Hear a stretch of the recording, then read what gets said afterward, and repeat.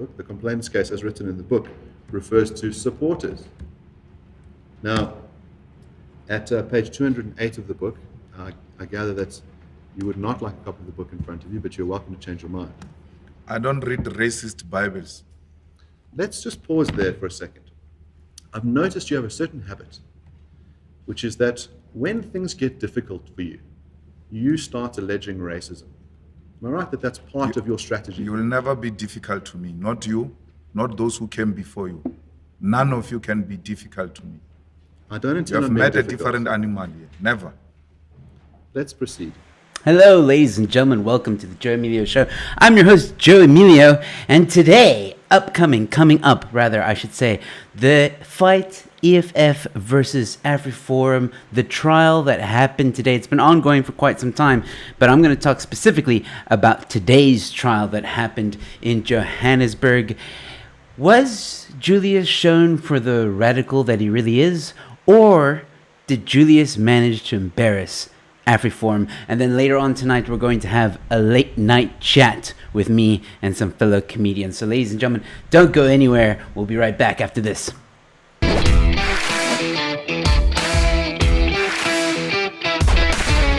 And we're back. Just a little intro jingle. How are you guys doing? I see Amy is here.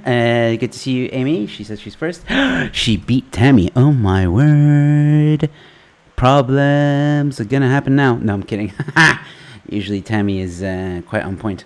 But it's fine. Tammy, thank you so much for joining. Amy, thank you so much for joining. Two of my biggest supporters as well. So thank you so much for tuning in. Look, there's a lot to cover in the first hour of the show. So that's right, ladies and gentlemen. It's now a 2-hour show. First hour of the show is going to be with me. We're going to be discussing what I just mentioned in the intro, and then we're going to have a late night chat with the boys. So, ladies and gentlemen, before we get too sidetracked, can you guys hear that? That was weird. Okay. I hope everything's okay. So I played an intro from today's trial, or I played in the intro a segment from today's trial. You've seen that was Mark Oppenheimer. I want to go through the clip with you. I think it's a very good. Way to start. And yeah, it's just for those who are just tuning in. The complainant's case, as written in the book, refers to supporters. Now, at page 208 of the book, I gather that you would not like a copy of the book in front of you, but you're... So just so you know, the book that Mark is talking about is Kill the Boer. I have a copy of it, which was signed by Ernst himself. So that's the book that Mark is referring to, and is saying he's basically going to read something from the book, and he offers Malema a copy of the book so Malema can read along, and yeah. Change your mind. I don't read racist Bibles. Let's just pause there for a second. I've noticed you have a certain habit, which is that when things get difficult for you, you start alleging racism. Am I right that that's part of your strategy? You will never be difficult to me. Not you, not those who came before you. None of you can be difficult to me. I don't You intend have on being met a difficult. different animal here. Never. Let's proceed. I'd like to read to you... All right, so basically, that's... I like how, and you're going to see this a lot in the trial, Mark tries to call out Julius for his shenanigans, you know. He pointed out there that, Julius, you do this all the time. Every time you're kind of put into a corner or you don't like what people say, you just call them racist. And we know this about Julius, and he's doing the same thing in the court. Now, I'm not going to go through the whole court trial. It's 3 hours long. I forgot to put the link in the description, but I will do it after the stream. I will try and do it now, as a matter of fact, so that if there's anybody watching, you just refresh and check out the link if you want. It's 3 hours long, though, and I'm not gonna lie, it is quite draining to watch. And let me say this: Mark did an excellent job. It's Julius. The mental gymnastics. It's CRT rhetoric. It's Marxist rhetoric. It's hard left, far left, radical rhetoric that is insane. And I'm gonna share with you certain parts of the trial that I feel people should not only hear and see for themselves, but also listen very careful to how Mark deals with this rhetoric, because in a way it helps you to see it.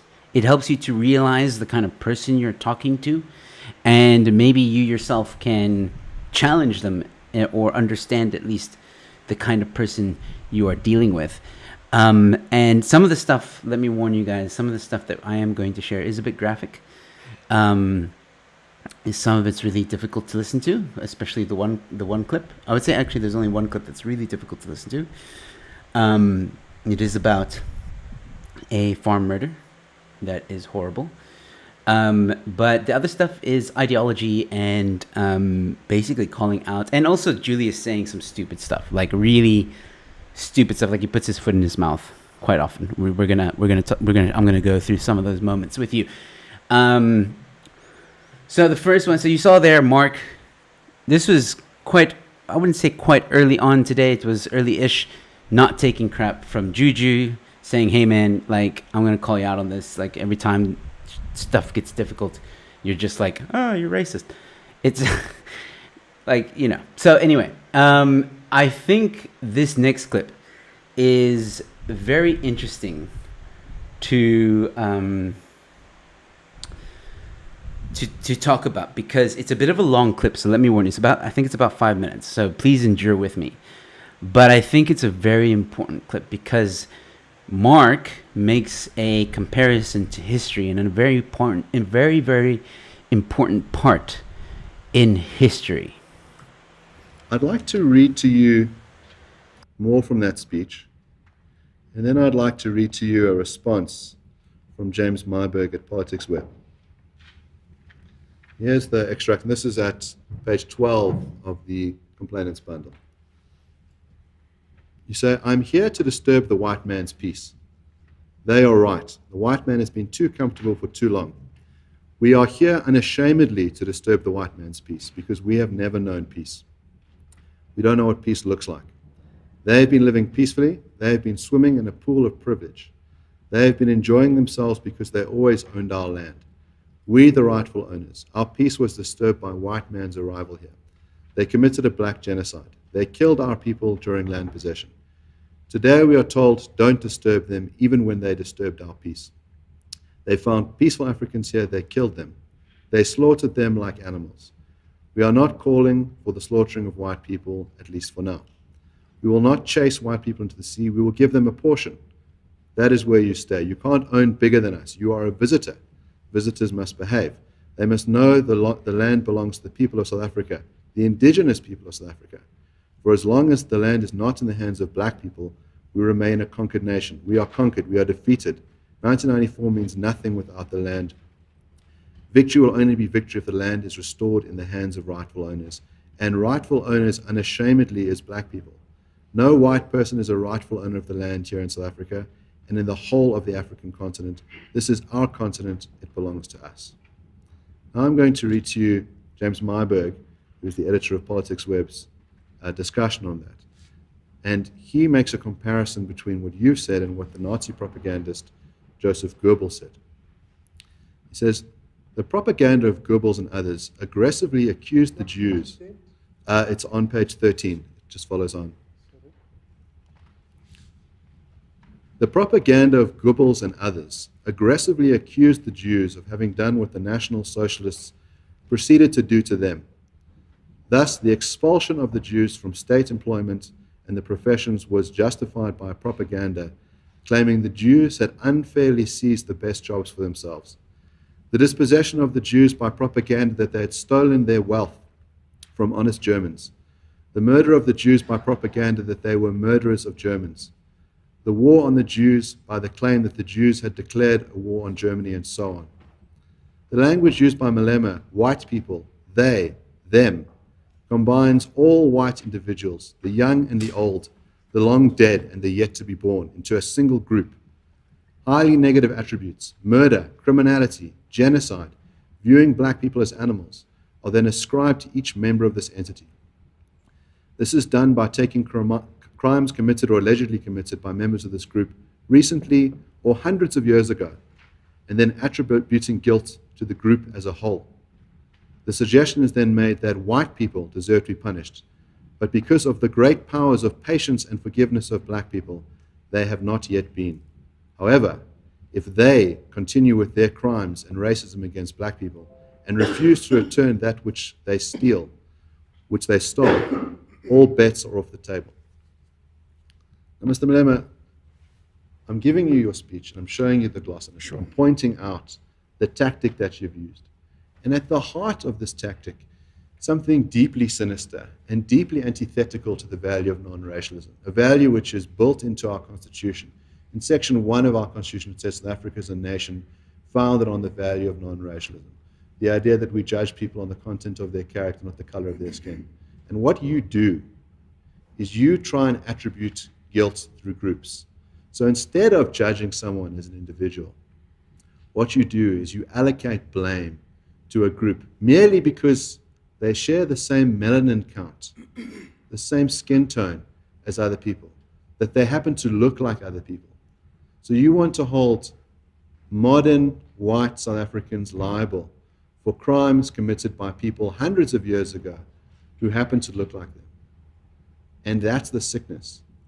That's the danger that you're doing, is that you are trying to describe a whole group of people as criminals, murderers, land thieves, without any evidence that any of those individuals have committed those crimes. And that is antithetical to building a nation founded on the values of reconciliation and of healing. It's divisive and it's racist. So there you go, ladies and gentlemen. Not only did Mark call out Juju in that moment by citing history, ladies and gentlemen, actual facts, showing and holding a mirror to Juju himself and saying there is little difference to what you are saying now about a group of people to what the Nazi Germany said during World War II and before. And that, to me, is a very important moment in that trial. And I see already people are saying, oh, Mark, or there's, I'll put up the comment. I've seen different views on Twitter. Some say Mark didn't seem to know what he was doing and seemed unprepared. I can understand how that can happen because there were moments, and I'll be honest, there were moments where Mark tried to do an angle and it created this whole debate. This is why I'm not watching the entire thing with you guys, because there are moments when the EFF, or Julius's legal team, rather, I should say, Mark tries to do an angle and they interrupt, and then there's this whole debate for like 20 minutes about some video, whether it should be shown or it shouldn't be shown, or Juju should be asked. And then only 15 minutes later, Juju says, yes, okay, I'll take the questions. And then there's not a lot of that, but there are moments of that. And there's moments where, for example, Mark misspeaks on a word. I can't say the word on YouTube. But he realigns himself very quickly. And I think what people need to understand is this is not like TV. This is a process. I think what happened today only exploded because of what Juju said, which I'm going to get to in a moment. But this is not TV. This is day 8, guys. There's been 7 other days of this craziness, okay? Which I don't have time to watch because most of them are 6 hours long. I can't. I wish I could. Maybe I'll binge watch on the weekend. But you have to understand that this is a very strategic way, and this is coming from a young lawyer saying Mark handled it very strategically, allowing Malema to ramble, give him rope to hang himself. Lots of juicy info to Mark to use in arguments. Exactly. It's strategic. You play the long game. And let me tell you, in the clips that I'm about to show you are some of those examples where Juju hangs himself. So please, bear with me for those of you who think that Mark didn't do well. Remember, I know what you want. I know exactly what you want. You want Mark to be standing in front of the judge and being like, this guy needs to go to jail, sir. He needs to be... we call for redemption, Your Honor. That's movie stuff, guys. That's not going to happen. Even though Mark kind of looks the part, It's not it's not gonna happen. And he needs to be strategic. He needs to be calm, and that's the thing. Most of the time, even when Julius was insulting him, he was calm. He was collect. There was a bit of a heated exchange, which I didn't include in the clips I'm about to show you, but he was still calm, and we'll get to those in just a moment. Manpatria saying this is a great, brilliant work. Thank you, Manpatria. Yes, remember Mark is a professional philosopher as well. I think he deliberately allowed Juju to win interactions just so that Juju could get pride before the fall. Exactly. We could see this a mile away, and I think people like Willem Petzer, I'll say it, who are hot-headed, who want results immediately. And I understand where the pain comes from. Do not get me wrong. I understand where the pain comes from. In a proceeding like this, you have to be so strategic, because I'll tell you this. As horrible as Julius is, the man is kind of smart. I mean, he does hang himself a few times, but the gymnastics, which we will see in some of the clips, is just, oh my word. And I will bring up one of them now. So this last clip, again, Mark holding up that mirror and saying, and here's the brilliancy of it. This wasn't just said in court. This is being broadcasted on TV. It's on YouTube. You guys, I've just put the link in the description, so you may need to refresh the stream. You will find the link to the full trial. You can go watch it for yourself. But you will see, it was strategic. It was very, I want to say, surgical, if I can put it that way. Anyway, I think this next clip is the clip that I shared on Twitter. For those of you who may not have Twitter, I thought I'd share it here now. This is a good example of Mark allowing Juju to hang himself. So let's have a listen. This is an extract from your speech in Newcastle on the 7th of November, where you stated this phrase: "We are not calling for the slaughter of white people, at least for now." Now that qualifier, "at least for now," can you please explain it to us? I can't guarantee the future. I said that earlier. I'm not a prophet. I don't know what's going to happen in the future. And I've gone to town, my Lord, who said we don't have time. I've gone to town to explain why I said the things I said. I said, if things don't change, there will be an unled revolution in South Africa. And that revolution will affect all of us, including myself. And we, the black people who have committed a class suicide and are now staying in the suburbs, are going to be actually the biggest victims, because those who are going to go on an unled revolution are going to attack us and classify us as sellouts who have abandoned them in squalor, in poverty, in the townships. And for as long as there's no clear program to change the patterns of property ownership, we can all be guaranteed we are all going to be in serious trouble. Now, the way the sentence is structured, you say, "We are not calling for the slaughter of white people, at least for now." That means at some future date, we may call for the slaughter of white people. Is that correct? Let's deal with that at that future date. I don't know what's going to happen. So you're saying you are not ruling out that in the future you may very well call for the slaughter of white people. It may not be me. Could it be you? It could be me, yes, but it may not be me. Yeah, so it could be you. You could, at some future date, call for the slaughter of white people. What will necessitate that? You tell me. I don't know. Why would I do that? You've said you could do it in the future. Is that correct? I can't guarantee that I can't do it or I won't do it. So right now, so I'm not ruling out that possibility. If I asked you to pledge, to say, "I will never call for the slaughter of white people," would you make that pledge? I will do it with ease. Make that pledge. Why would I do that? I'm asking you to make that pledge. I will do it. I won't do it. Make the pledge. I won't do it. You won't do it? Yes. I understand. So there you go, ladies and gentlemen.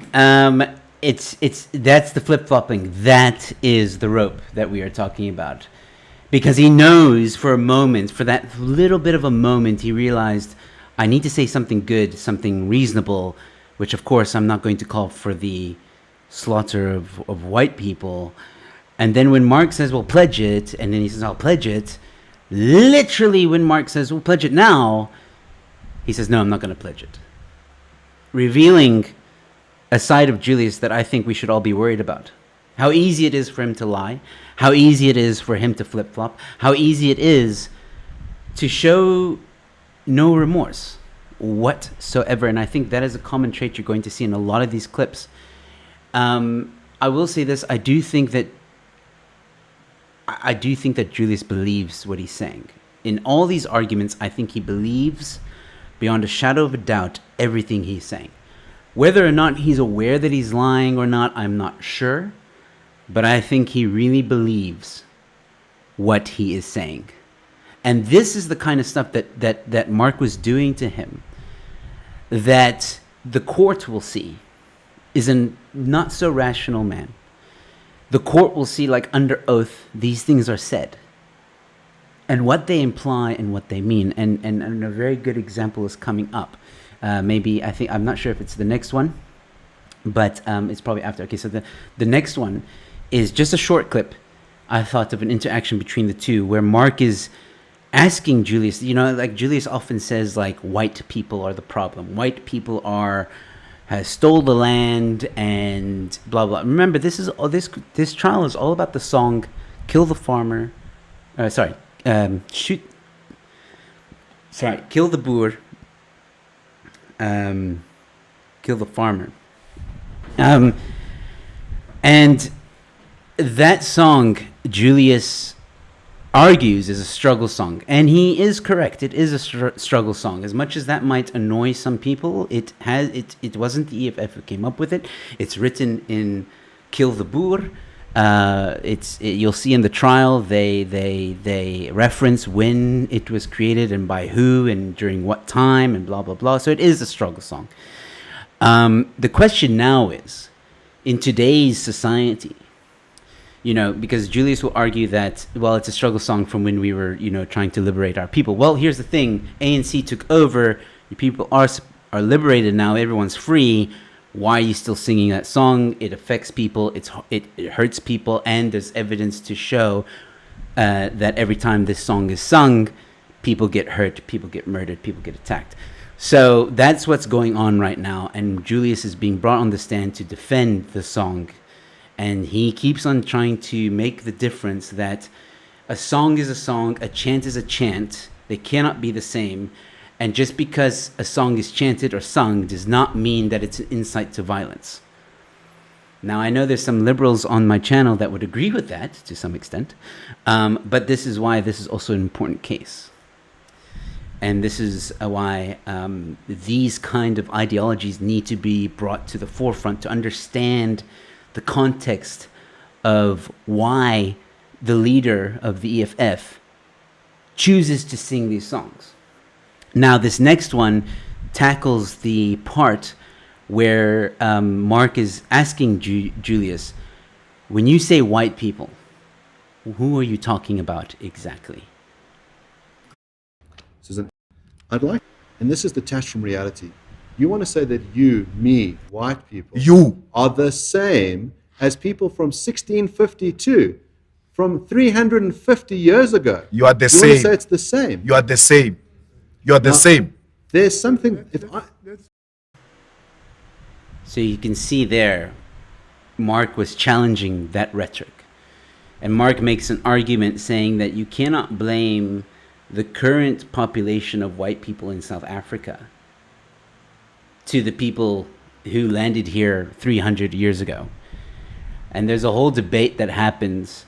I think I might have, I don't have it, but there's a whole debate that happens afterwards. An analogy is made about, like, well, if you steal my car and I don't find you, but you pass on the car to other people, it's still a crime.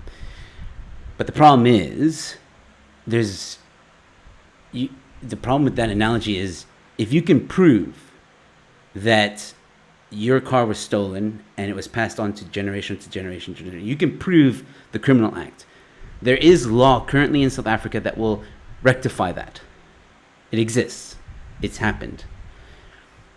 But you are blanketing everybody, all the whites, saying that they are all criminals, some of which were born way after 94. But anyway, it was a long debate.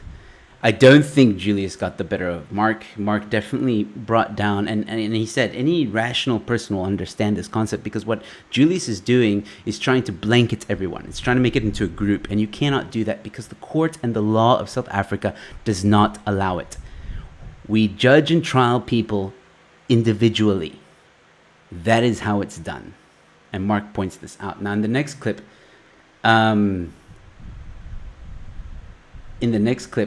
we have we talk about I just want to put the context for you guys. So yeah, and this is a fair warning as well. This next clip might be a bit sensitive for some viewers, because Mark is going to describe a farm murder that was in the book, and it's rough. But here, afterwards, you will see how Juju reacts with ideology. The book says, on 6th of March 2009, Alice Lotta, at the age of 76, and her daughter Helen, at the age of 57, were tortured to death on their farm in Allenbridge near Volcom in the Free State. Their home was several hundred meters from the Allenbridge police station. Both women were tortured for hours, being stabbed with broken glass bottles in their vaginas.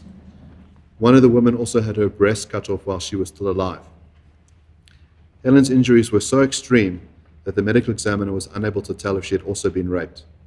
Alice had been stabbed in the neck and throat and had drowned in her own blood. Their blood was used to write the words, "Kill the Boer," on the walls of their homestead. What's your reaction to that? It's a criminality.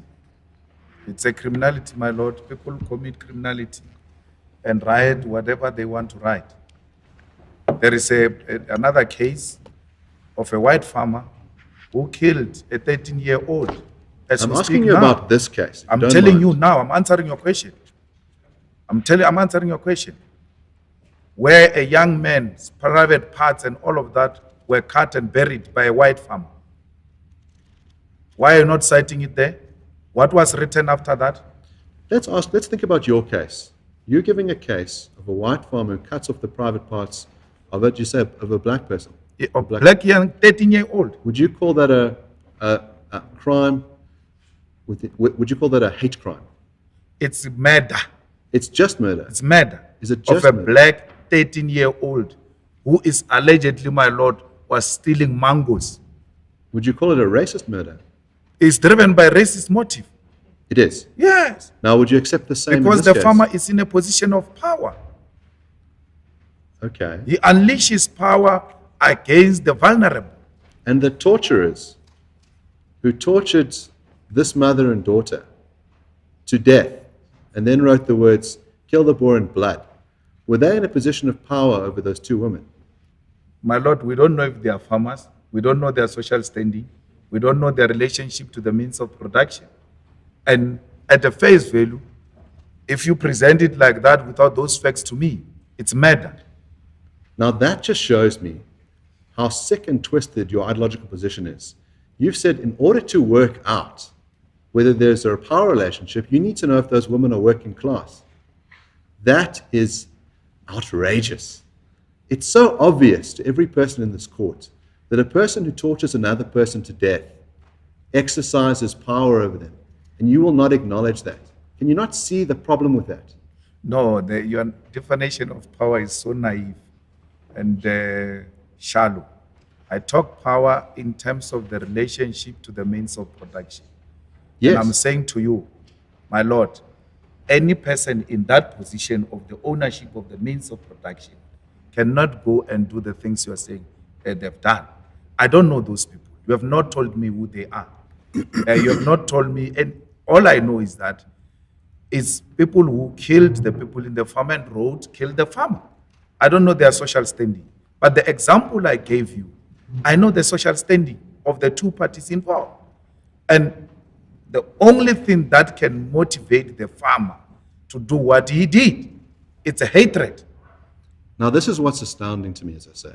You say the missing information, in order to come to a judgment about whether power was exercised, you need to know those people's class status, their relation to the means of production.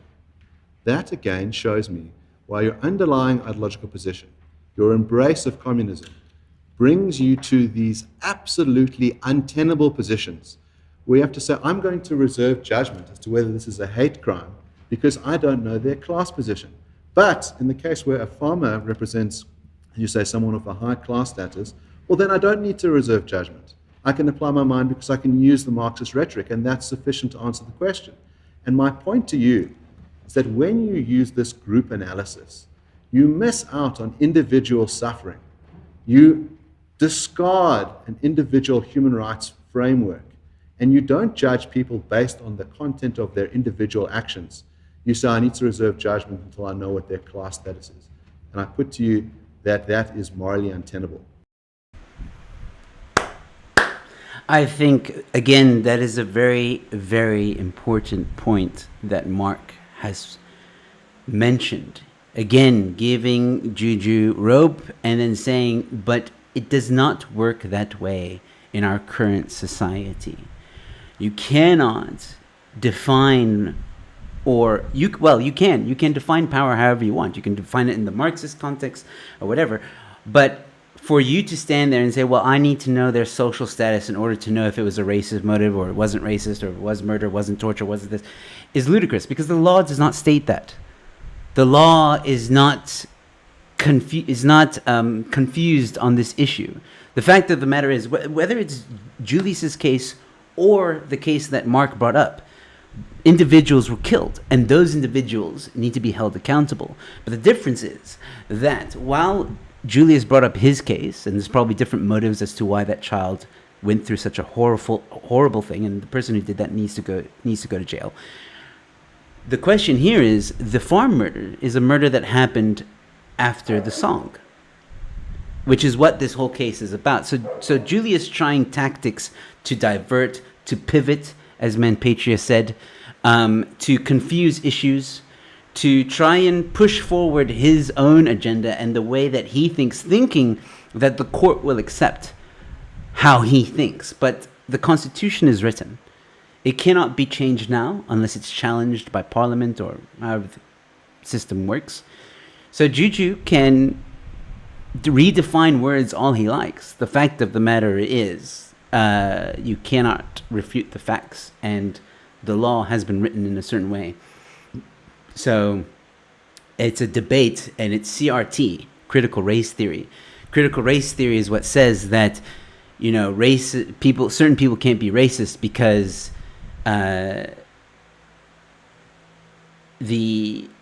it's all about the oppressor, the power that the oppressor has, and the systems and all that stuff, which Mark eloquently showed how illogical that rhetoric is.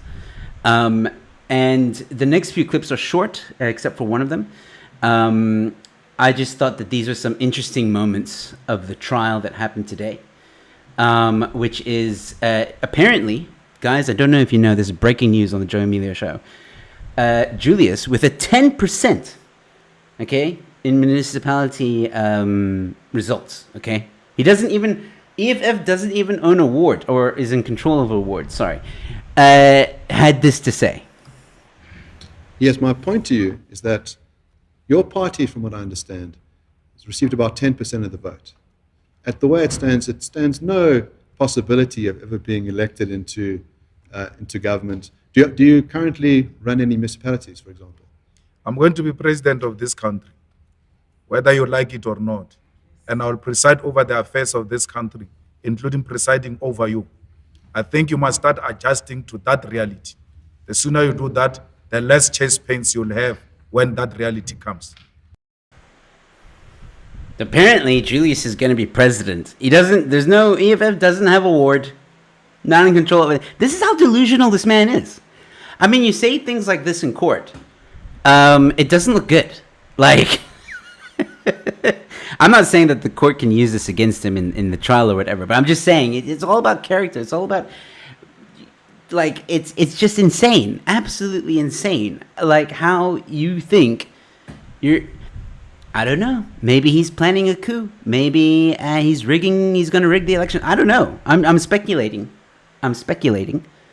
But I agree with Manpatria here. He's just grandstanding here. He doesn't want to look.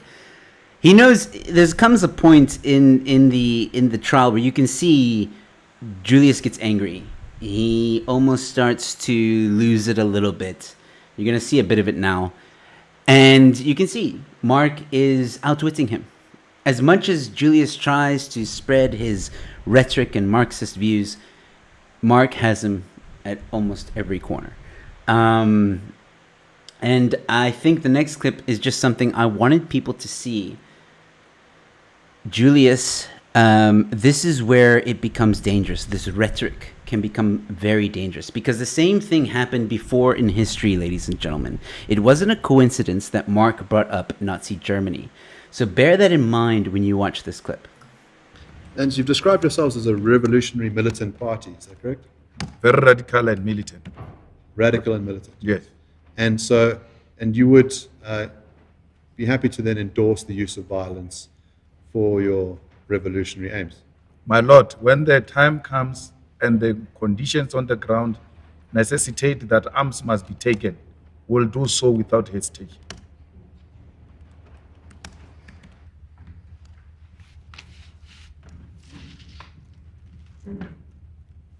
Our forefathers did that and will not hesitate to repeat because we have not achieved that which they fought for.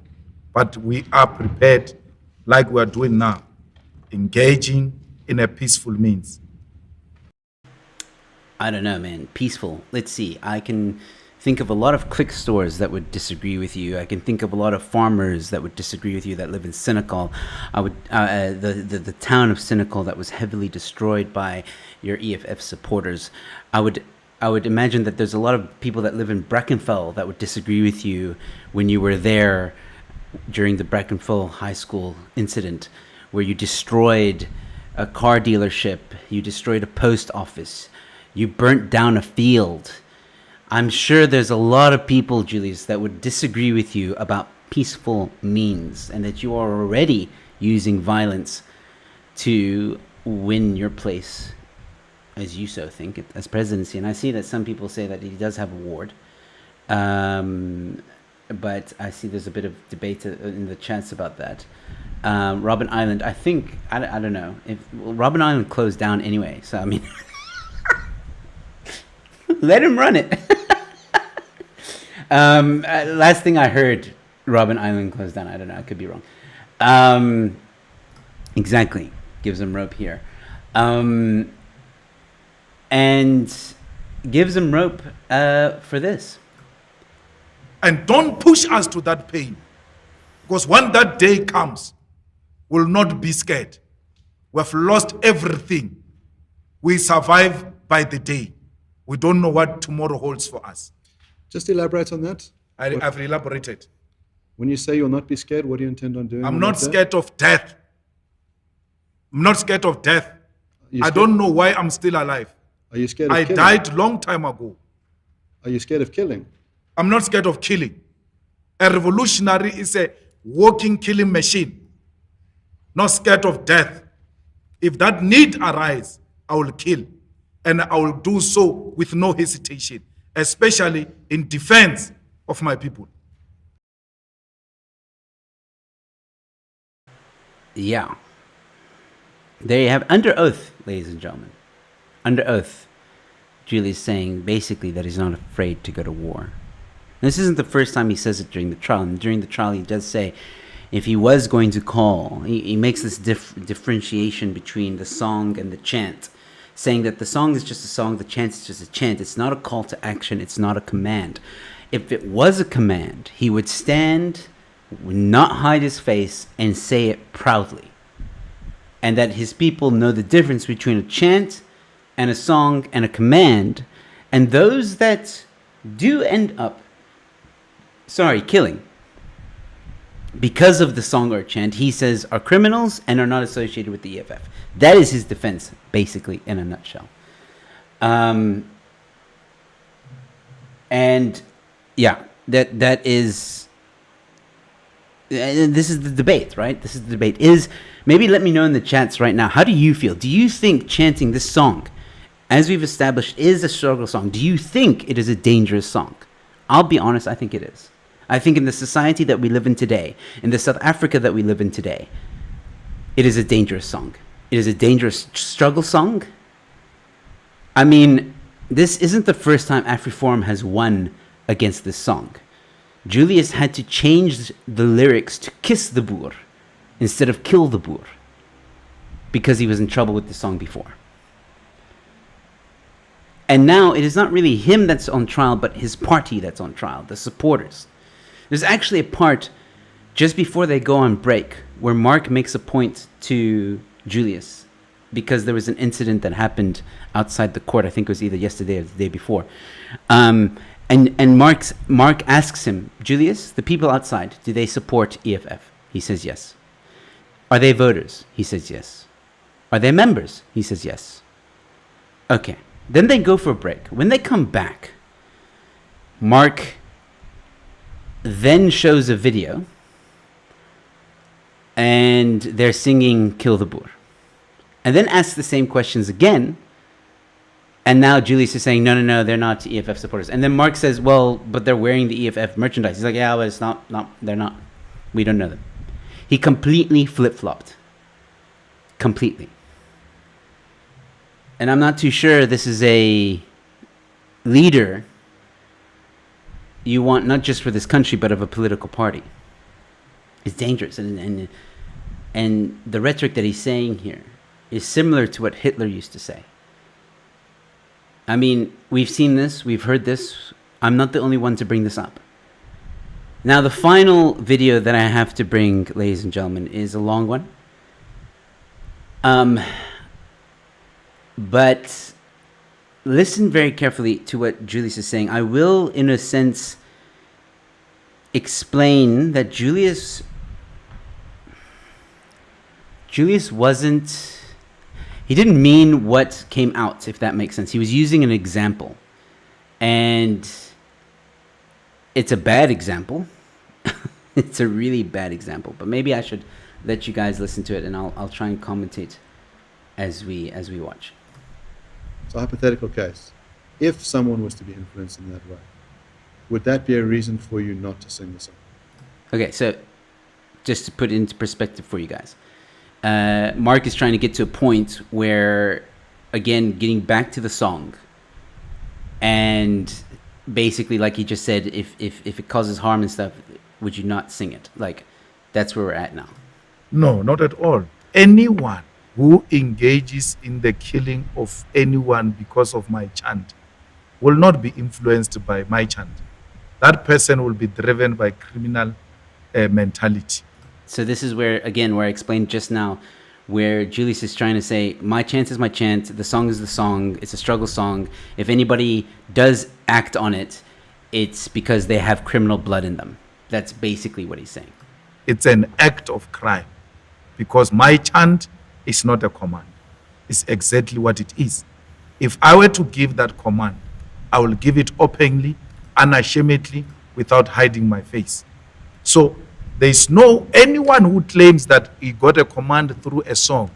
That person will be acting out of their own sheer criminality and not because they've got a political motive. A system has to be something that we have designed collectively and said, this is how we're going to move in getting rid of white people. But individual actions that borders on criminality can never be construed to be a policy of the EFF or that of the South African government. Two questions. The first is, you said what we need is a system in place to get rid of white people. Is that correct? Yes. What would that mean, to get rid of white people? So if we go into a conference and we go or into parliament and make a constitutional amendment that all whites must be driven to the sea, and any white who remains here is going to be killed. Then we engage in that type of a program to drive all whites to the sea. It's an institutionalized decision, and that arises out of a particular collective decision. You seem to have the same relationship with lawmaking that the Nazis had. The Nazis didn't just kill Jews. Yeah. They passed laws that allowed them to kill Jews. And you're saying that's how it ought to be done with regards to That's why the Nazis are still paying today. That's why the Germans are still paying today, my lord, because it was not an individual act. It was the law that was passed in Germany. Germany is still paying the price today. So therefore, more than beyond Hitler, it was a Nazi system that was unleashed against the Jews. And I'm happy in the article you read, even when it disagrees with what we're saying. It says the Nazis unfairly attacked the Jews. So there's an unfair and unjustifiable act that the Nazis engaged in.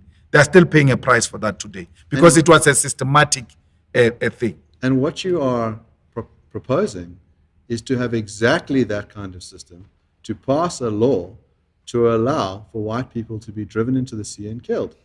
But that's not what I said, Mus.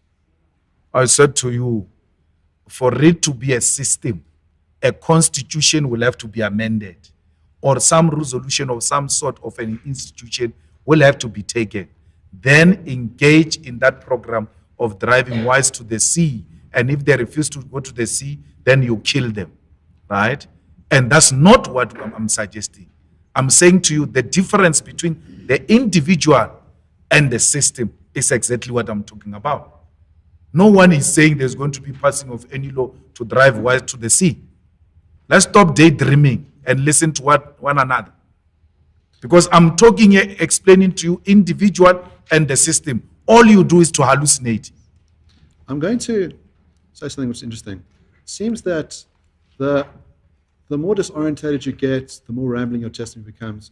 You lash out at me personally, accusing me of hallucinating or saying that I'm a bad lawyer. You are a bad lawyer, Shem. It goes without saying. Beg your pardon? Sorry, You are a bad lawyer. Let's not get into that.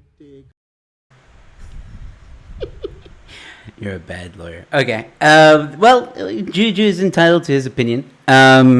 Look, I showed that clip because actually Alex was right. He was right, and you know, I think Julius did struggle to explain himself in that one. Look, I could be wrong. Maybe he misspoke. It's hard to really tell. I've watched that part 1,000 times, but it's dangerous ways of thinking.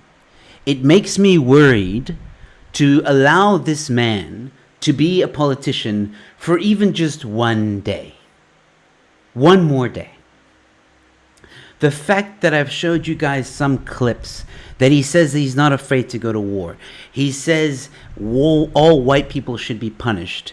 He boxes white people. There's nothing wrong with the song that he chants, and he defends himself, as we've seen some of the trolls on the chats come in and say, and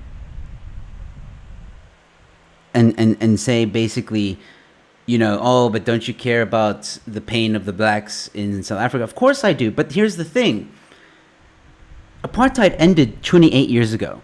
The reason why blacks have not been uplifted from poverty is not because of the whites. It's because of the ANC, people. It is all the ANC's fault. It is no one else's but the ANC's fault. The ANC fought for years to get into power. The moment they got into power, they stopped caring about the African people. As a matter of fact, I would go so far as to say they'd never cared about the African people. They used the African people in the People's War and to get power. That's all it was. And once Madiba was dead, God rest his soul. I don't care where you stand on Madiba. He's dead. I don't want to speak ill of the dead. It seems that after he was gone, that's when the ANC really took advantage. From the Zuma years onwards. Because I'll remind everybody that during Thabo Mbeki's reign or power or whatever, presidency, GDP was high. Unemployment, the lowest it's ever been. Okay? After that, when Zuma took over, everything went to shit. Literally everything went to shit, and it's still going to shit. And the ANC are the only reason why Africans or South Africans are still suffering to this day. Because there was hope. There was. Things were looking up.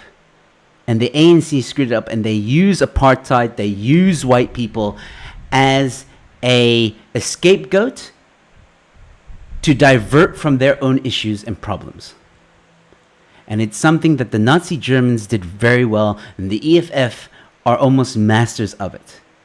So I really hope that EFF wins this, because it will be a big blow to the EFF. And it will show them that the court is not on their side.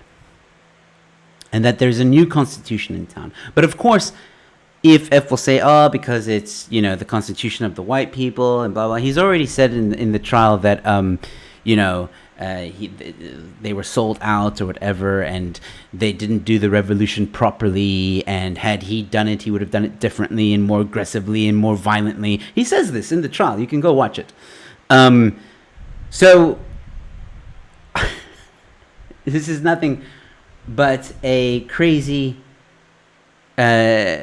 individual who shouldn't be a politician for one more day.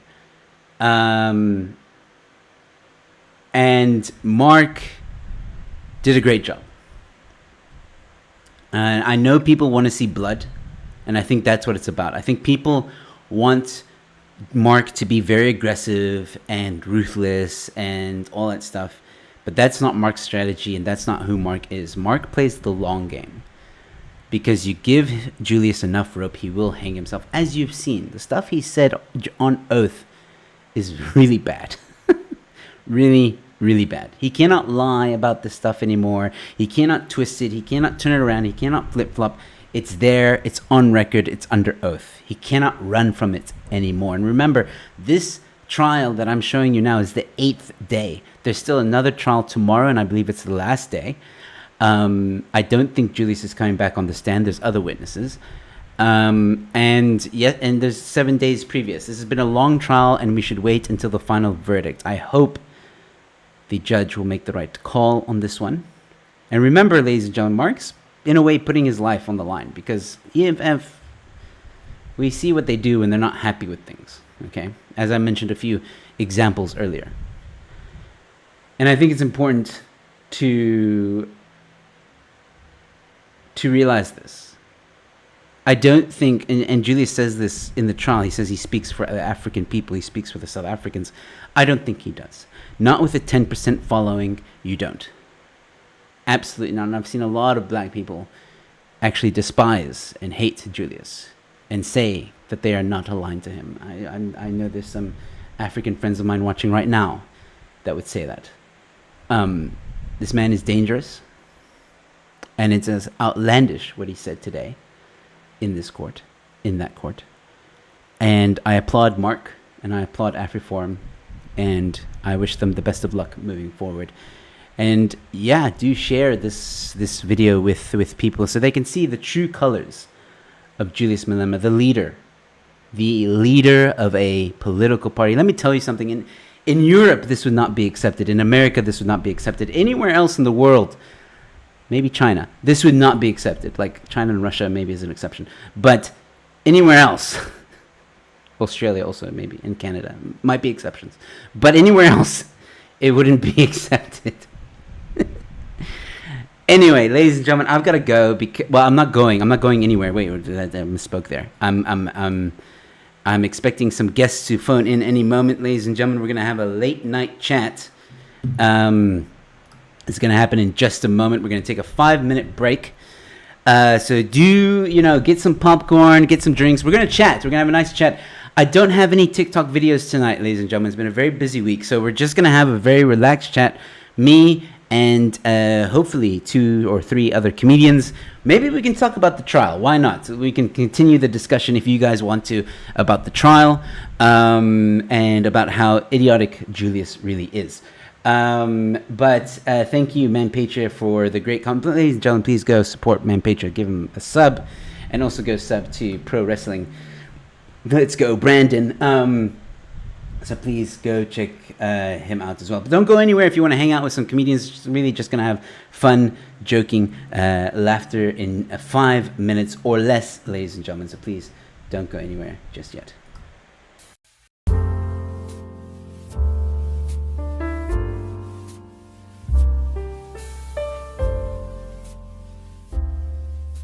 Hello, ladies and gentlemen. While we're having a bit of a break and while we're here, I just thought I would let you guys know that you can become a member to this channel. When you become a member to this channel, there are 2 tiers. There's the Support Act and the Headliner Act. Each tier has its own perks. I'm not going to go into all the details right now, but just click on the join button, usually right next to the subscribe button. If you haven't subscribed yet, by the way, subscribe. If you want to become a member, it would be greatly appreciated. It really goes a long way to supporting the channel and helping me to continue to create content for you guys. And just in case you might be interested, for some of you who may not know, I am also a stand-up comedian, and I have a one-man show coming up in June of this year. There is a link in the description with all the details that you need to know, when, where, and how much, so please go check it out in the description below. There's also another show that I'm doing with fellow comedians. You may have seen our Say What show on this channel or the Late Night Chat show on this channel. We're doing a live show, and that's kind of a pun there because we mean in person with a live audience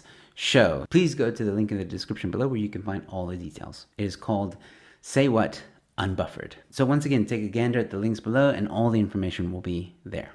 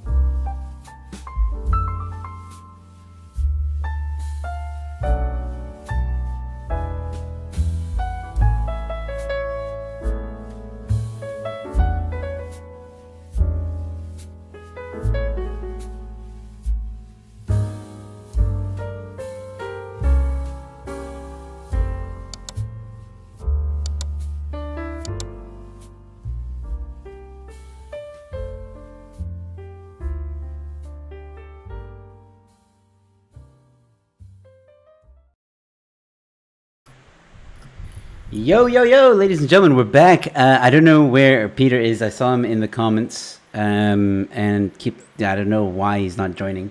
So he's here, but he's not here. Peter, where you at, man? How's that different from when he's actually on the screen? I know, right? Ladies and gentlemen, this is Mikhail Kanika, or otherwise known as my name is Earl.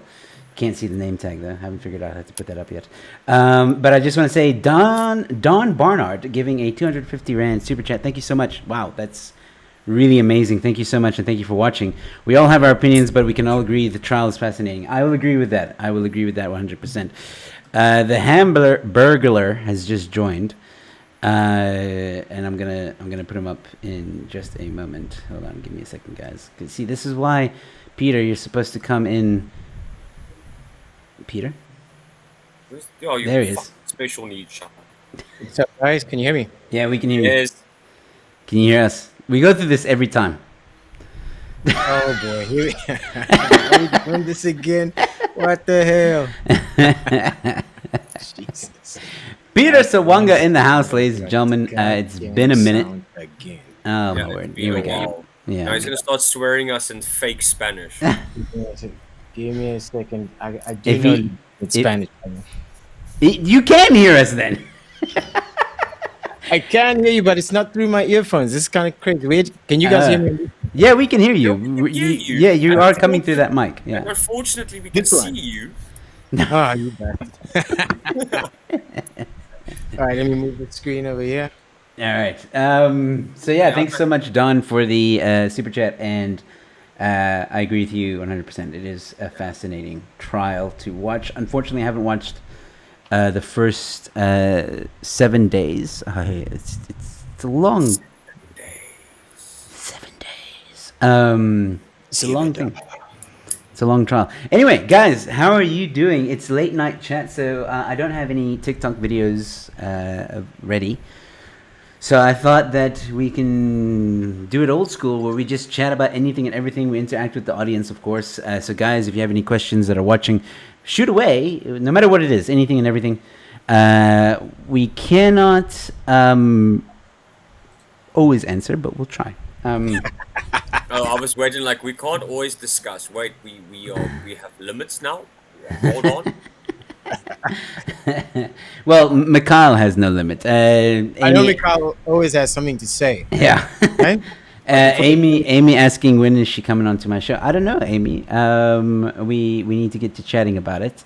Just send me a message on Telegram, and I will give you a date. I need to look at the calendar and see when my next available slot is. Dale saying cut of Malema was epic. Thank you. I actually, the first hour, Dale, I was showing other clips of the trial and pointing out to the idiocy of Malema, and he's actually a very dangerous man, to be honest. Yeah, it's full of dangerous ideas. Very much Yeah, so. I've gotten into one or two little spats on Twitter about it. With obviously people that are more in line with his thinking the past couple of days. Apparently, I've been called delusional. On the other hand, I've been called worse. But It's quite ironic though that you've been called delusional when the man that is actually the most delusional is sitting in court today, trying to defend, a song that is dangerous or has become dangerous. yeah, I know it's. I know we like to chat about various things, but obviously I would like to keep the stream a bit happy, so I'm not going to go delve into too far of it. But if you look at the rhetoric itself and the way he mobilizes and the way they mobilize, it is very, very, very similar to, for example, the early 1930s, late 1920s, when the Nazi Party was starting to get its pull. You find a minority group which you blame for all the shortcomings. You make outlandish statements. Don't get me wrong. There's enough things that can be blamed with the apartheid government, but you take that extra step. You find extra things to blame apart from what are the obvious ones. It's easy to make a minority group a target because hence it's a minority group. It's a lot easier to single out. And just the way he goes about it, yes, his ideology might not be exactly the same, but a lot of the little puzzle pieces are the same. So you got to give him credit for like it's like really knowing his shit. I mean, if you anyone who knows like recent, yeah, he does. You got to give the guy pay the devil his due. He knows how to get Twitter riled Thing up. is, Are You you know. are you an EFF supporter, Peter? Oh, I admire any prowess. If you're good at what you do, you're good at what you do. Uh, like his playbook is straight out of sort of Marxist type. I don't know that early, very good at propaganda. Very good Yeah. at like the thing is, turning division and all of that. It's pretty cool. the In a thing is, shitty way. the, Shitty. the problem is, and someone's mentioned in the comments is, to be charismatic and a great orator, you don't necessarily have to be intelligent. You just have to understand what the current zeitgeist is, and then use that. And that's the terrifying thing, is that he has openly admitted that he's never read Mein Kampf and is not at all really familiar from a historical point of view with Adolf Hitler's rise to power, even though he's very much copying it. But he is a charismatic individual. He is a very, very good orator. It's a shame. On the other hand, it's a shame. The fire and the fervor with which he does things could possibly have benefited this country, Yeah. because he can formulate an argument from a political and a social point of view. He's not bad at formulating arguments. I'm not saying by no means I'm not saying the arguments are the right arguments, but the formulation of them I is think really good. that's kind of where I was getting at.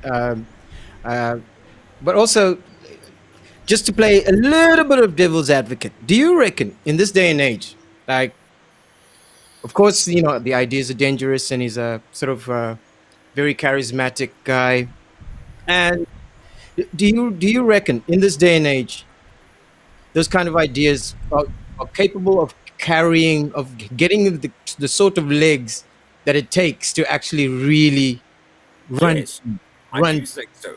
I Yeah. do think so. If you, I'm not going to go into American politics because it's a fucking hornet's nest of bullshit All and right. idiocy. But if you looked at the way people were swept up in the US when they stormed the Capitol, this is the 21st century. This was 2020, or December 2020, January 2021. This was a year ago. Yeah, Gen 6, right? Yeah, and you had people in the 21st century. We have sent people to the moon, we have sent probes to Mars and rovers, and we are planning on colonizing there. But it's still possible to sweep people up in a rhetoric that is not necessarily correct or is not necessarily well researched, that is most likely very irrational. People will hold on to things. People in general, when they are desperate, they will hold on to something. Doesn't matter how thin the piece of paper is they hold on to, they will follow it. And the I sad agree. reality is, the people that stormed the Capitol held on to, the US economy was struggling because of COVID. People were, regardless or in spite of your views with regards to vaccinations and masks and lockdowns and stuff, you had a group of people that were uncomfortable, that were stressed, that were unhappy, and they clinged to the first thing that either made sense to them at that moment, or it was a slither of hope and they were going to run with it. And the sad reality is, if you look at South Africa, unemployment is really high. Okay, yes, I very much agree with that. Equal opportunity does not equal outcome. It's not the same thing. I agree with people need to be given the equal opportunities, but the outcomes will not be equal because people have different skill sets and people put in different efforts with regards to the work they do. I believe that if Peter and I apply for a job and it's a 9 to 5, but I graft 2 to 3 hours extra than him, and I do well at what I do, putting in the extra time, then I should benefit from it because I put the extra effort. We both got the same opportunity. We both got the same position at the same company, but for the purpose of the example, I've grafted more. which means I need to reap the rewards of such. But in a country where we have unemployment, and that was worsened by the lockdown on top of lockdown on top of lockdown, our state institutions are failing. The ANC government has promised occupation or employment, and it hasn't happened. They have promised an improving of infrastructure such as the electricity and the road systems in the municipalities, and they haven't delivered. And what Julius Malema has done is gone, look at the failings of the current government, and because we need a scapegoat, we'll add the minority into this mix of scapegoating. He's used a valid, painful point as the foundation. People will, and so to basically in a very long dog leg, Peter, I think 2022, whether it's the ideas of Malema or whether it was the ideas of the group of people that stormed the Capitol a year and a month ago, basically, yes, I still think that mob mentality, doesn't matter how easily we can attain information in the modern age, people will still form mobs and lose their minds if Absolutely. the right match is struck. Yeah. Absolutely. I agree with that. I agree there. Like, All right. So, Richard's saying, just look at what happened in July. Exactly. So, I was thinking of that myself. Look, let's not go doom and gloom here, guys. I introduced you guys as comedians, and we're going like really heavy. So I tried to keep it short, but I have not been on my soapbox on this channel in a very long time. it has been a while. I've kind of missed that. I was just reminiscing about the old days. Just here. Yeah, no, it's been a minute, man, since we've done something like this where we just sit and talk a lot of cock. So I'm not upset that I didn't get any TikTok videos. I wish that That's so good, man. Or I've missed this. I'm gonna be honest. I've missed this. It's the TikTok videos are fun, but it does sometimes, just sometimes, feel a bit like sort of say what light, because we still sort of like react to a thing. Where it's sometimes nice to have an hour podcast where we just shoot the shit a bit. Talk about something, and every now and then we'll drop a punchline. We hope to do so. But yeah, it's just nice sometimes to have a chat. You drop truths though sometimes, and sometimes it upsets people. It's fine. I mean, here's Richard. Richard, I feel like he knows you already, McCall. Right, he knows your MO. That when he knows exactly what you're about, man. The sad reality is Joe has asked me to refrain from making Revo jokes. So I didn't ask you to refrain. That's not true. I was just like, yo. It's a weird week to have an odd week to have those jokes. Go ahead. Yeah. It was Valentine's Day, or as we call it here, Anniversary Day. You motherfucker. It's Valentine's Day. Do you even like Riva? Like, what's your problem? No, it's just an easy punchline. It's just an easy punchline. On the other hand, Valentine's Day is Free Gun SA's best day to That is true. Yeah. campaign. Hey, man. It's campaign day. I'd get behind that. Free Gun SA. You would get behind Free Gun SA. Do you even know what they stand for? Or don't they stand for South Africans' right to, own a No. weapon? No, the opposite. They stand for the opposite of that.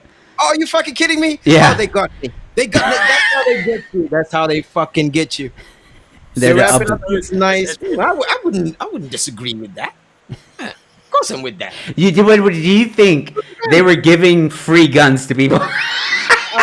Freedom. The free and freedom. Oof. That would be kind of fucked up. Dude, if they were giving away free firearms, I would be busy with them for a year. I have a wish list. Oh my god.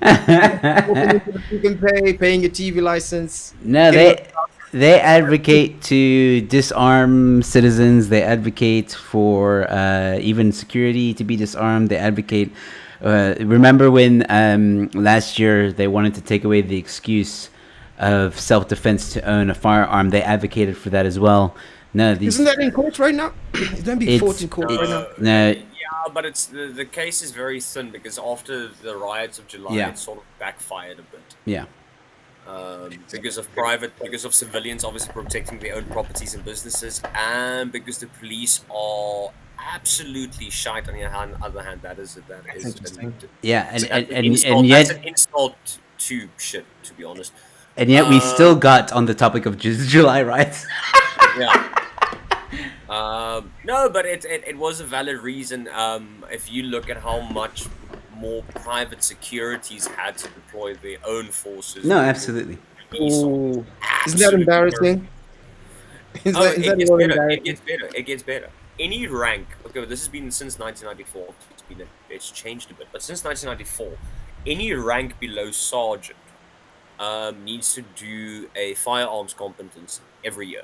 So if you work if you work for a private security company, you have to do your firearms competency every year. So you have to go to a shooting range and have to see if you can actually still not hit your neighbor. I would hope so. Yeah, one would hope so. Yes. The police obviously have the same because 9 out of 10 times a rank from sergeant and below will still be in the field. Anything above, you sit in the office and do fuck all. The only difference is instead of sitting in a bucking doing fuck all, you sit in the office and do fuck all. So we save on petrol. But the police standards have gotten so bad that South African police staff have to go to private security companies to do their firearms proficiency tests. Because I heard about that. because Yeah. the standards of the police are so low on their own shooting ranges. My God. So on top of this, so it's free guns, free SA from guns. So what are their core reasonings? Like, what are They what are they apart cite from- stats, but they're one-sided stats. Like, yeah, They make the argument, basically they make the argument, and in theory, if the argument is made well, it makes sense. If you look at the amount of crimes, Yeah. and obviously horrible crimes, that are done with firearms or at gunpoint, obviously murder, armed robbery, unfortunately, and a lot in your lower income areas and informal settlements, obviously a lot of rapes happened at gunpoint. So your most horrific crimes in this country is either done with a firearm or is done with the threat of a firearm. So Free Gun SA's argument is apparently these crimes would become less if we take away firearms. Okay, They so- miss so- the odd, but Are these legal firearms they talking about? Is that all firearms. They want to get all rid of all firearms? firearms. But it doesn't help because criminals do illegal things to start off with. They're not going to start. it's just doing like illegal shit. yeah, it's, So you want to take it's, away the legal owner's firearms to protect him from the illegal firearms. I don't. I'm not getting. but the logic. it's the same logic that Bekele had the one day where he's talking about, they were asking him about this whole self-defense thing, and he says the problem is that legal people that own firearms legally, the criminals are going into their houses, to the legal firearms houses, to steal their guns. Wow, That was his logic. genius But right no, there. it gets better. Tell you what, the problem is Another- dressing up like a mob boss. It's There's kind a of reason scary. why there's a reason why I call Becky Chele the Pratt in the Hat. Oh shit! The cat in the hat. Oh No, my the god! Pratt. The Pratt in the hat. No, but it gets even better.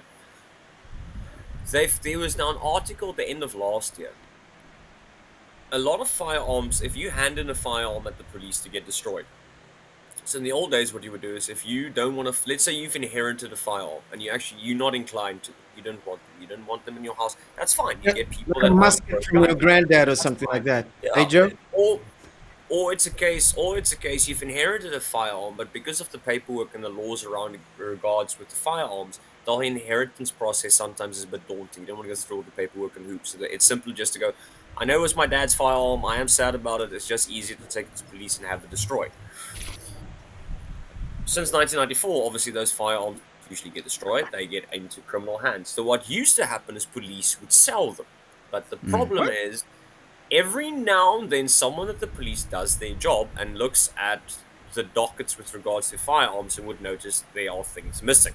Yep. And then there was a crackdown on firearms going missing from the various storage facilities and armories. It came out last year, October, November. Policemen got smart. They are now renting out firearms. Firearms Yep. Firearms that have been submitted as evidence, firearms that have been given in to destroy, or if you purchase a firearm while you wait for your license, one of the options is you can give it to a police gunsmith or a police armory, and they will keep it until your license goes through. So you now police force are becoming entrepreneurs. This is crazy. Yeah, basically, it's basically this Uber economy. We guns. got business It's people Uber everywhere. guns. Police are running Uber guns. Taxify K47. Let's go. So basically what happens is if you are like an abalone smuggler and you're doing a run from Hermanus to Cape Town and you need a gun for that run, you phone your contact at the police station, he smuggles out the gun, he charges you a fee, and they take deposit. No What joke. app is this? Yeah, download this app. You go smuggle abalone and shoot Bambi, and then on your way back you drop off the gun, you get your deposit back, and there's no proof that the firearm went missing out. You don't of even the have to armory write because prints, nothing like that. No. because That- no one checks the Good. armory over the Right. weekend. Armories are checked during the week. No one checks armories over the weekend. So Yeah, I think I think the app that Peter's looking for is called Glocker. Oh, Nice. swipe left, swipe right, depending on which one you like. Hey, wait, let's talk a bit about that. Have you? I did it, Mikhail. I watched Tinder Swindler. Yeah, and Oh, I gotta hear It's this. insane. Have you it's watched it, Peter? amazing. I haven't seen this. Oh man, they gave me so much crap last week because I didn't watch it. I hadn't watched it, so I watched it over the weekend. It's a 2-hour documentary, Okay. and it just gets worse the more you watch. But it gets better. There's an article on, I think it's either News 24, one of the affiliates. The Tinder Swindler.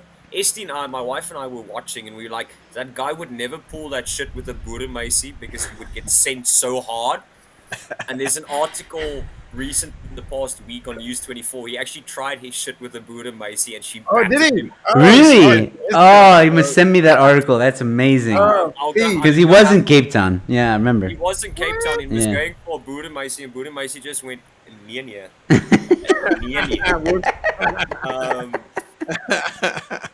The Swindler. I gotta see it. It's on my playlist. Okay, He's like a huge like Catch Me If You Can esque kind of thing, con artist, okay. and only goes after women. It was bound to happen. Yeah, no. Basically, what he did is he privatized the Ponzi scheme. Yeah. Basically. Because he would pay for the side chick with the other side chick's money. So basically, how a Ponzi scheme works, but it's for sex. Yeah. So- and stuff. So you had to keep the thing going. had- Yeah. You couldn't stop. Yep. He had to keep Even the if he poop wanted hands to. strong every day. But Oh, the woman that brings him down, man, that we were much- applauding much- her. We were like, yeah, fucking do it. That's why when I read the article, I'm like, now I know where Buddha Macy get their gems. Yeah, okay, well, we won't talk too much about it. Let Peter go. Well, I gotta Do see it. yourself a We'll favor, catch do up. yourself a favor, Yeah. watch. Over the Do a weekend, review. if you've got 2 hours, sit back. It's I've got some time this weekend. Yeah, I'll do it. Yeah. dude, do yourself the favor. It's very few and far between that there's something more real life on Netflix that really gets my attention. And Esty and I love true crime. We really Yeah, do yeah. enjoy. But Have most you- people do is that morbid fascination with Well- the other side. Have you seen Don't F with Cats? Oh yeah. We still need to watch it because obviously my wife and I are cat people. So she's just from the title, she's Oh, worried man. something happens to her. Okay, yeah, I'll give you a warning. There, something does happen, and they don't show anything brutal, Yeah, but you can that's great. skip that little section. It's worth a watch. Any animal lover living in the social Yes. media It's, time. it's very much like Tinder swindler. Like you get involved and you're like rooting for the good people, and Yeah, it's but the Tinder, if I have my facts correct, the people that did the documentary and the production team are the same people that did Don't Fuck with Cats. oh really? Hey, I thought Yeah, I felt there was a bit of similarity there. great It's the same style. team. Ah, okay. Yeah. Oh, definitely. Okay, cool. You gotta watch. Don't Fuck with Cats. Yeah, absolutely. I think I'll watch it on my own first because even though we both Do cat that. people, I'll Yeah, take the do risk first, and if it's not too terrible, then I'll. Even if it is, like you'll be like, "SC, you have to watch this. Like you have to, like you just have hold on to." a second. If it's too dark for Mikhail, then it's really too dark for. I don't think so because they don't show detail. They it's they simple. blur. Not in that sense. In the sense that this, what this guy is doing, just the idea of it. Yeah. I don't. So care what that might people be a do. little too real. I don't care what happens to people. I get worried if bad things happen to cats and cars. Like I said, you can skip it. You can skip. You just like fast forward a little bit. So, Yeah, but use the terms. Yeah. Man, that guy was insane as well. Like, I'm trying to think of what other, like you're right, Mikhail. Like, there's a very little documentaries on Netflix that really grip you in the way other that. one, the other one we got into was what was it? Evil Genius. Oh yes, that one was That good. was really, really good. It was basically it was a group of people that Insane. from basically like buttfuck Wyoming. It's Wait, it's what? it's, it's, Is that on it's Google it's- Maps? Yeah, it was these three. It was actually more than three people, but This is the bank robbery, right? Yeah, with the pizza guy with the bomb strapped around his neck. Yeah. Wait a Crazy was- stuff. The Crazy thing is, stuff. these are people that are burnt out. These are people that had potential, but they turned into hillbillies because they couldn't be bothered to actually make something of their lives, and they actually think Ah. their whole game plan is absolutely fucking genius. You're going, if these people actually use their brain skills, these are the type of people that would have been doctors or pilots. Yeah, had they applied Or themselves Fortune 500 in other ways. CEOs, Yeah, maybe they ISCOM had managers. the potential to be Fortune 500 people, but they chose to not have teeth and stay in buttfuck Wyoming. And then they thought of what was the most brilliant bloody armed robbery plans ever. Yeah, Evil Genius. Add that to your playlist, and also add.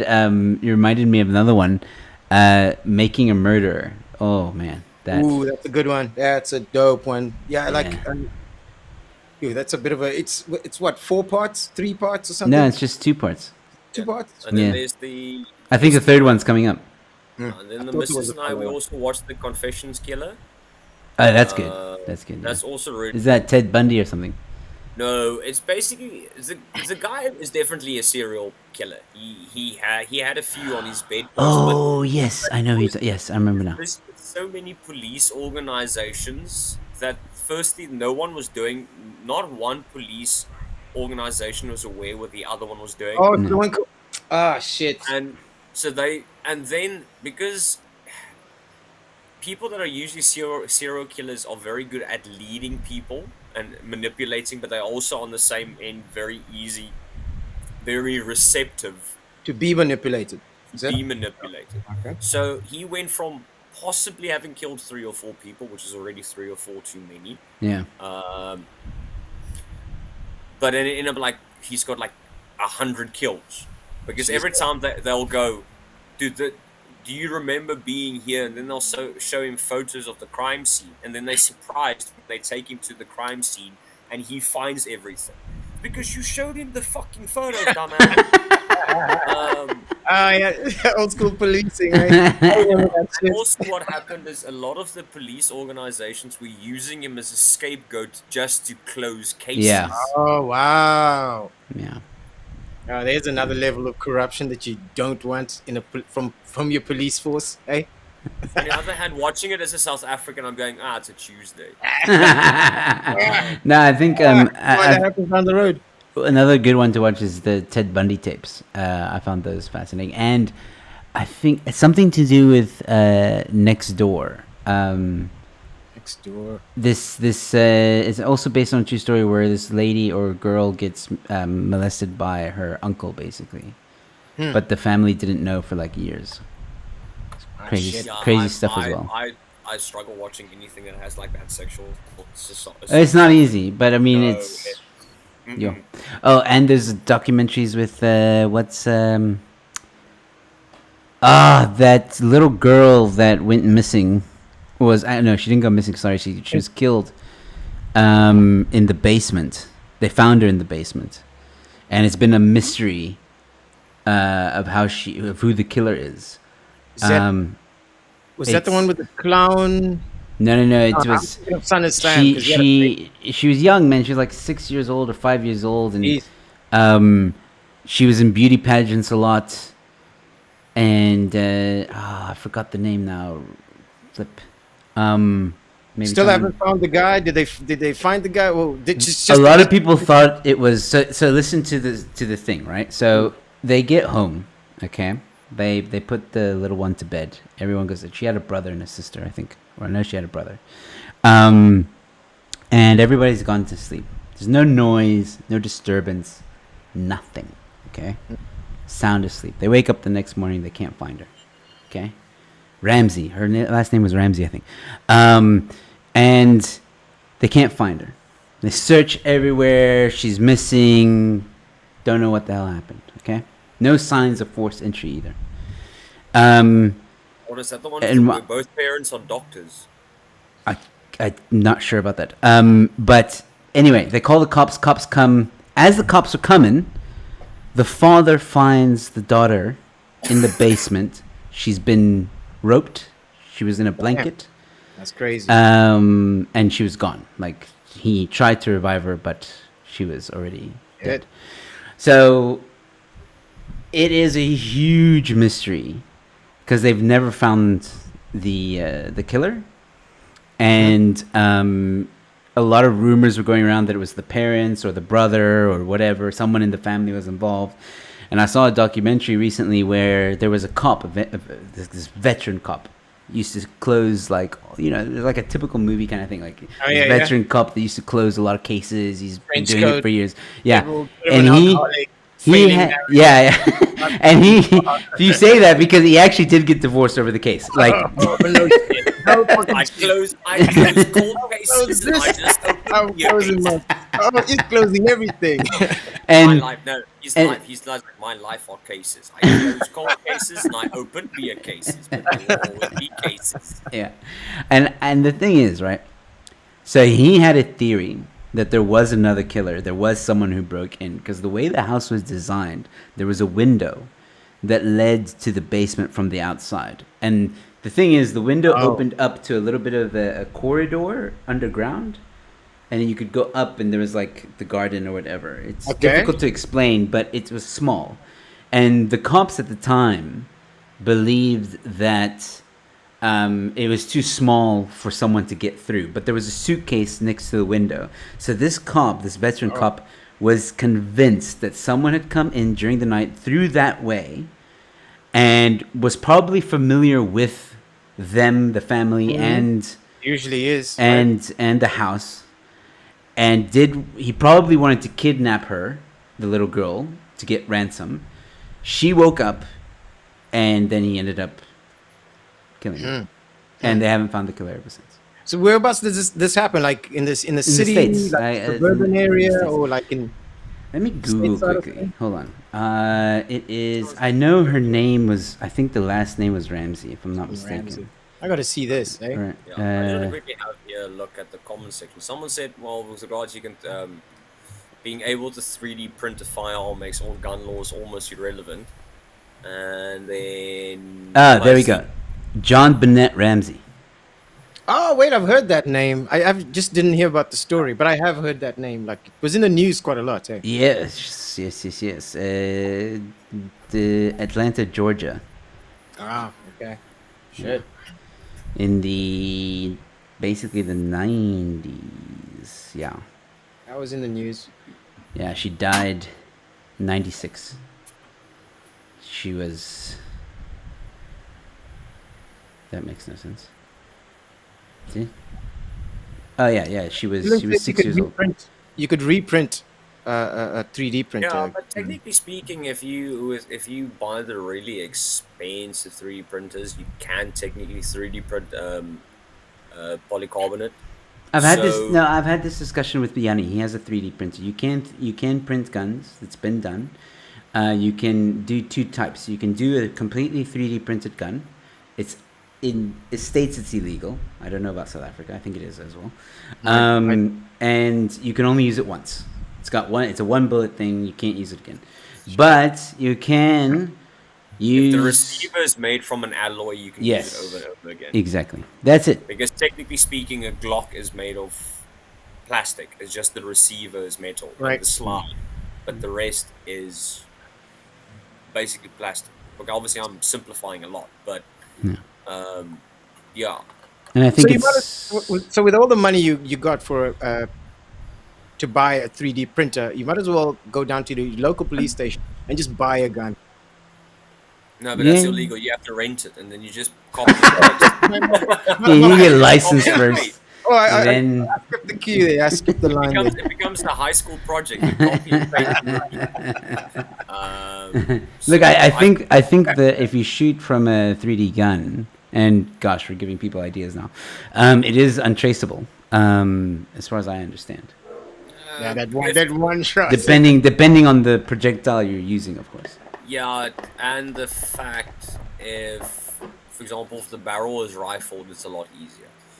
Yeah, but also like the gun gets destroyed as well. So in the You process. could still get tracked through the the chemical makeup if you leave fragments. I watch too much CSI. Yeah. Yeah, you could be right about that. I'm a little paranoid.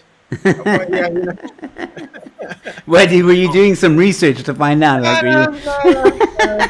Peter, I think Peter's one of those people that believes in the ice bullet. Man, come on, man! Like that was my favorite Mythbusters No, episode. my favorite Mythbusters is when they blew the shit out of that cement truck. Oh yeah, I remember that. Pick That that was- one that was up. cool. And Adam Savage walks to the wreckage, and I will never forget the scene. He walks to the wreckage. Obviously, there's not very much of the cement truck left.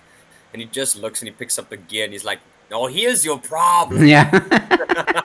I love it when they use that line.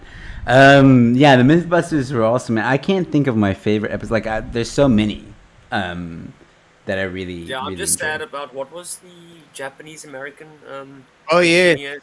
He passed away a few years ago. I was very, Yeah. very upset because he he was was, a young guy, right? Still a young guy. yeah, I think early 30s. Yeah, man. But Adam Savage has a cool series on YouTube called Yes. One Day Bolds. I watch it. Yeah. Yeah, on the Tested channel, I love that Yeah, thing. he's got, for example, he bolds like the ultimate Nerf gun. I'm like, I saw that. Ideas. So, I love the fact that everyone's quite quiet about the fact that Prince Andrew settled out of court this week. What? He settled out of court. Holy shit! But that's not. Yep, he But- settled out of court. No, but where's the justice? How is it possible to settle out of court? That's on that's those just like crimes? buying his silence or buying. He's buying his way I'm out of sorry, it. That is the problem is someone did point it out. There was someone commented on the article that I read because one or two certain news outlets allow for comment section at the bottom.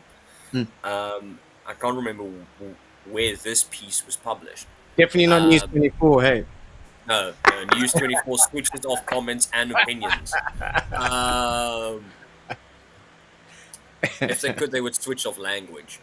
But a lot of people were going, but it proves he's guilty and so forth, which it does. It is an admission of guilt if you settle outside of court, in most cases, if not all. But what this person had been studying law and was a law practitioner, so without obviously defaming himself or whatnot, he just clearly stated you need to take into account the court case itself, and this is the sad reality. The court case was a civil case. It was a civil case opened against him. It wasn't the royal crown itself, because obviously the state falls under the crown. So the crown, the state, didn't charge him. It was a civil case. And settling out of court, yes, is an admission of guilt. The individual, sadly, from a monetary point of view, did find justice in damages. Huh. Okay. But because the case was settled, unless more proof comes across the table of the state itself, the case can't be opened by the state because the civil case has been settled. It's now been done. There's no Oh wow. so Okay. And I feel he got away with it. I'm sorry. I feel like he's It's gotten no, away no, with no, it. no. crazy. I'm Like not. I'm just. Unfortunately, I'm explaining the technicalities. Yeah, yeah, yeah. I know. What you, Morally, yeah. I think all of us, and I think everyone that's followed this, morally, no, he got away with it. I think in the He back of slipped. our heads, I think we kind of knew this was something like this was kind of coming on the pike. Like who's like The thing is, did you ever think in the your sad generation? reality is, if it was a state case, he would have. It was that's a tricky geweest, but it was not a state case. It was Yeah. unfortunately a civil case. The hope was that the civil case would become a state case, but the victim, and very much it is her choice to how she would Fair enough. want Fair to be enough. That's settled, also true. chose to settle Did they outside of court. disclose the amount?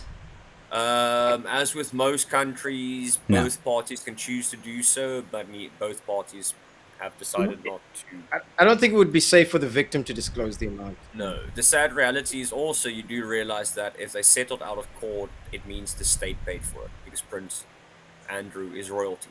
And the Ah. royals get most of their funds from taxes.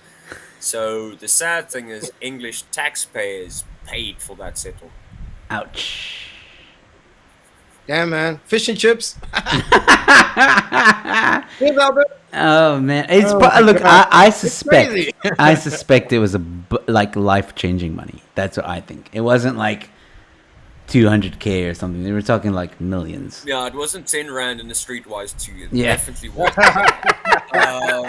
Imagine that. This was life-changing money. A castle, sad- maybe a title in the The problem is the Duke or something. The problem is they settled out of court. Now, obviously, each person has their own struggle, but does that truly mean that the victim, firstly, is over what happened? No.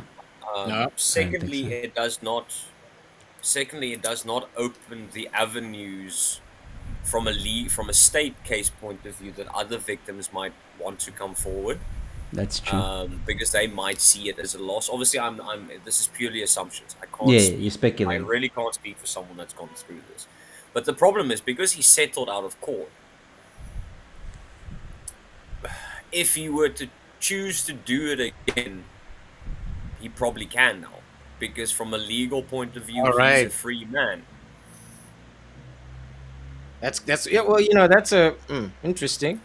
But wouldn't that be a criminal case then? Whoa, Jason says it was 12 million pounds. What? So 240 million rand. Okay, but even in England, 12 million pounds is still a shitload. 250 million rand. Yeah. That's. Yep. I told you, life-changing Pound. money. Life-changing. $250 million. Woo. Yeah. I As mean, long you as she could doesn't count the buy a hell of a if she fire comes pool to with South that bad Africa, boy. she has to pay a rich man's tax, and then our state gets 40% of it. Yeah, that's true. Yeah, that is true. Damn. Oh, that's crazy. At least they stripped him of his titles. I heard. He's no longer. He's just what Albert. No, he still It's has. just No, Al he now. still has. His, That's the other no, one. He still has his official type. He's still Prince Andrew. You can't stop being Prince Andrew. But his is it now his Royal Highness or what? Or his managed. No, Your Royal Highness. That title he's lost, and then obviously he's the Duke of who gives a fuck. So that Imagine, imagine getting demoted from a job like that. That's, whew, you must have really fucked up. What is up with the royal family though? Like really? Like what is going on? And also this queen that doesn't want to die. Like I think she's on strings and batteries. That's what I no, think. let's be honest. Let's be honest. Queenie doesn't want to die because Prince Charles is a fuck up. That's why she's hoping to outlive her son so that the fuckery doesn't continue. If you look at Prince Andrew, you have to realize that Prince Charles is the normal one, and that's a terrifying fucking thought. Yeah. I haven't heard from him in a long while though. That's nice. If you take into account the worst thing Prince Charles has done was adultery, that's the worst thing he did. and he's supposed to be the good one. So I think Queenie's basically going, I will live as long until my son dies. Yeah, but isn't she And like then 100 now? No, she's 91, 92. Ooh. 92. I mean, she's 92 this year, I reckon. Is it? I think so. No. I was actually more That's sad old, about Prince man. Philip passing away. I love Prince Philip. Prince Philip didn't give a fuck. Yeah, a lot of people like Yeah. him. When they caught him Prince in his Philip was Bentley. a legend. Prince Philip was a legend. Nah, man. The royal family. Nah, I don't know. I It's a don't know. bizarre existence. I don't And- get it. It's a I don't bizarre understand. existence. You need to take into account that the royal family has not actually been English for almost 1,000 years, or 800 years at least. Oh yes, this is what since Henry. No, the Tudors, I think, if I remember correctly, were Welsh. The Stuarts were Scottish. The current royal family is German, and before that, they were basically Spanish. So the royal French, family, no, French for a while. One day. because they were French, they were actually part of France for a very long time. Oh. So technically speaking, the royal families we know, it hasn't actually been English for 800 years. Interesting. They're quintessentially English, but they fucking not. That's just a whole nother level of fucked up. And irony. You need to take into account this is a country which has the national animal of the lion, but there hasn't been a native lion in England for nearly 2,000 years.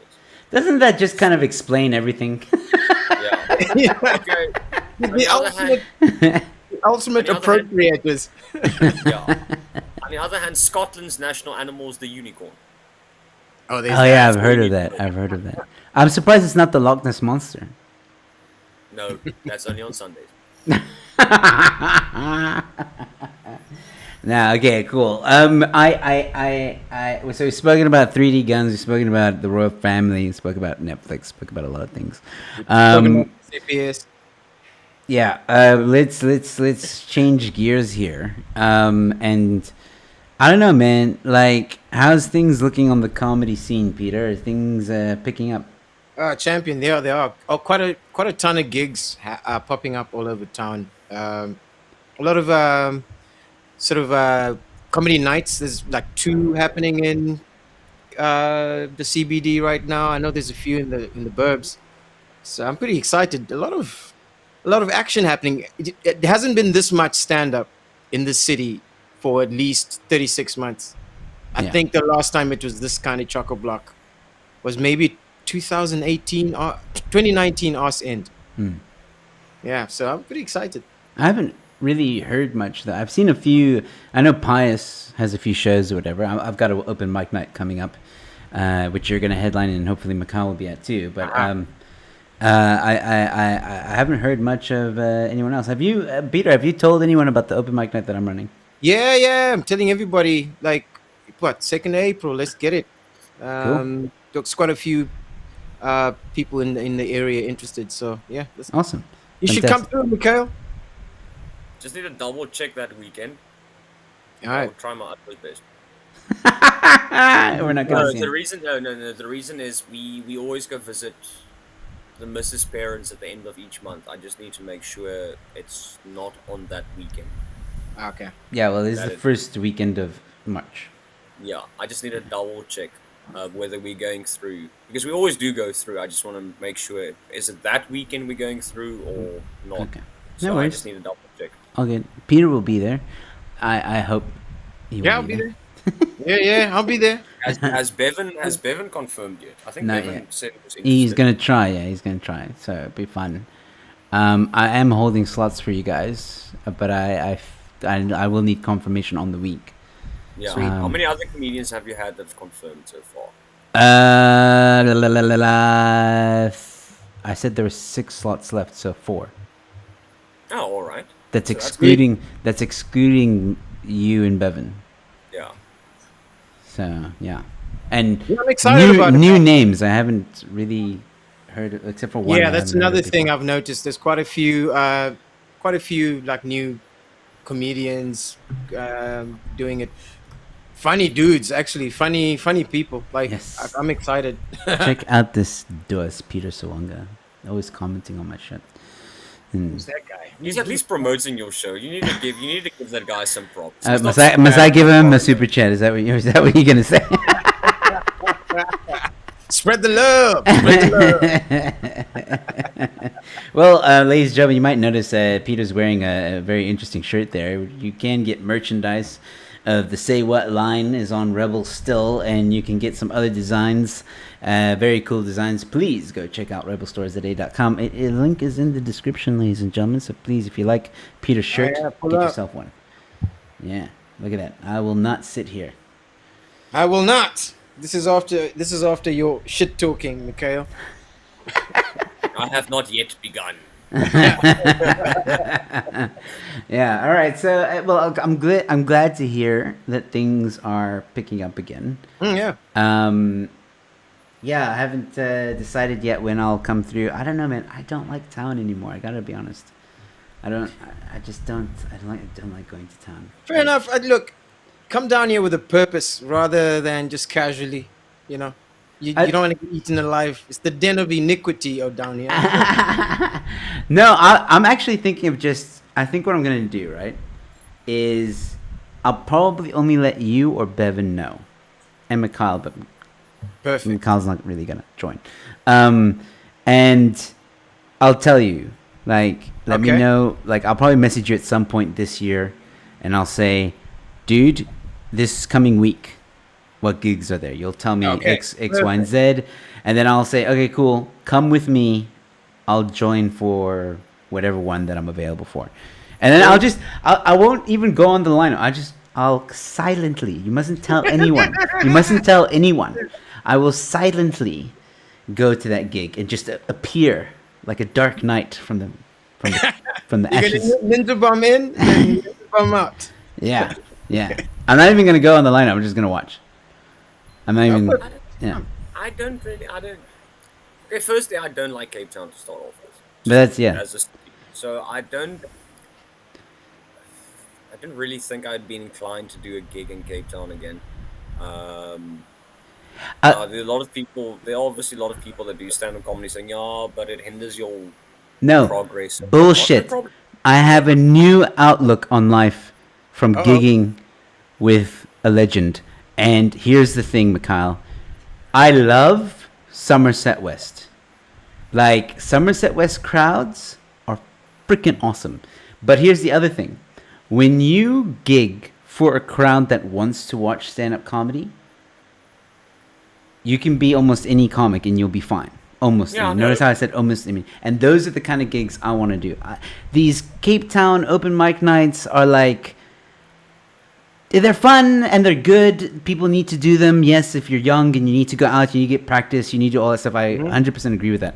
But I'm out of that mindset where I used to be like, oh, I have to now. Like, I have to for like ever and ever and ever and ever. I have to. No, bullshit. Because there's so many great comedians that exist today, and they're not always on the scene, but they're doing corporates and they're doing other big shows, one-man shows, selling out. You don't have to do the open mic night forever. Yes, when you're starting out and early days, but I just feel I'm at that point. At some point, right? Yeah. You wanna level up like Mario. Exactly. After that, I don't. I've gone to the point where I don't want. If I advertise a show, it's either my show, which is an open mic night, and I'll advertise it, or I'll put more effort into a one-man show advertising. If that makes sense, instead of advertising a lineup or that I'm going to Cape Town Comedy Club or I'm going wherever, what other gig, I'm gonna advertise and put more effort into my show. Yeah. Grow me. That's where I'm at. My thing is, okay, obviously Joe and I've now, I think it's this year we've been friends for 10 years. So obviously if it's you or I need new you're not friends. rid of me yet. That's a lot of therapy, guys. So that's why we need super chats. But so for example, if you're doing a show or Bevan is organizing something or Peter's organizing a gig, then obviously would like to perform and obviously support and help advertise. But I agree. You have to go through the whole open mic. You have Yeah. to. If you fresh off the boat, you can't just go on and do a 15, 20 Gauntlet. minute set. You gotta get to the gauntlet. You won't have the material, you won't have the experience, you won't have the polishing. And there's nothing wrong with it. We all had to start somewhere. People that want to be stand-up comedians, you have to start somewhere. Yeah. And open mics are good for it. Open mics, and Peter's dead. And open mics are great for that. Open mics, if you start out fresh, is also a good place to network. Yes. No, No, it's a good absolutely. place and it's a good place to make friends. Because there are only so many comedians, so it's nicer to know that you go to a gig, there are people that you can get along with. And they'll help you, and they'll advise you, and they'll encourage you. But here's the thing: there's a lot of young comedians that are very arrogant and like think they know how things work, and will, I don't want to say take advantage, but they're actually, I'm going to call it how it is. They're rude. They are really, really rude. I'm sure Peter's bumped into a few of them. These young comics, Peter, that some of them, these fresh off the block, right? That think they did one open mic and now they think they're Jimmy Carr and Trevor Noah, and they can now get 15 on their next night and all that stuff. Like, yeah. I'm going to have to give credit where credit is due. Overking has a comedy game that you and I still need to aspire to. I don't think he has any doings with young and up and coming snot-nosed assholes. I wasn't talking about Elder King. I mean, Peter. Peter walks in circles that we do not walk in. That's so also no. I'm not talking about Peter. I'm talking about like open micers. That Peter's not an open micer. No, what I mean is, you said Peter might have come across some of them. Yeah. Arrogant ones. Thinking, but Peter doesn't do gigs where young arrogant people do gigs. He does gigs in golden halls. With I do all kinds of sophisticated gigs. You know, my first one is Joe's show. Look, I'm above the fold. Fuck it. I've elevated my game. Yeah, no, that's like, okay, wait. Here's another question though. How many of the new gigs are paying? Oh man, not very many, to be honest, if any. And if they are paying, is it more than 50 rand? Okay, well, hold on. I'm not privy to the numbers, like but 50 rand for anyone, or is it 50 rand is the minimum for like? You mean to walk in, or as? Yeah, I mean, like, as you get money. You get money. 50 rand for the gig, or like a 50 rand? Look, I know that. Job in the parking lot? No. I've heard there's one or two that actually pay decently. Yeah. There are one or two that will give 1,000 rand for the headline or whatever, which is good. I think it needs to go up because Flip, that's been the rate for like what, 10 years? True. That's what we paid and that's what we paid at Nameless for headline. And exactly. 8 years ago. Yeah. 9 years Yeah. ago. 8 years.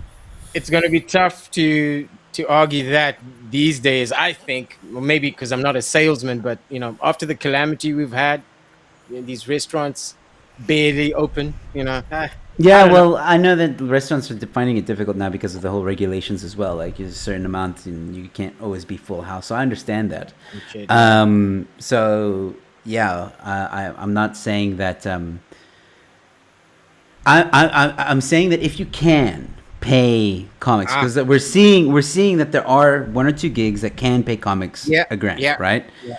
So at least that's there. And as things open up and as things hopefully get back to normal, there can be negotiations to up that rate. I know. I think everybody now understands. Like shit's has been kind of leveled out a bit now. So I think everybody understands. Kind of we kind of need to elevate for everybody. Everybody wins when, Yeah. And paying more for your actual entertainment. Yeah, and I think, like, look, the situation of South Africa doesn't help. When your unemployment rate is almost 50%, like it's there's that as well. Like, I get it. There's been a crisis. I get it. But we've had this for a while. I mean, this is nothing new. The whole unemployment thing has been even before this. Comedy was having a tough time even 2018, 2019, even then. it wasn't actually growing. It had plateaued, maybe sinking a little, until this shit hit. But I think we have an opportunity now to escalate, as you say, as you say.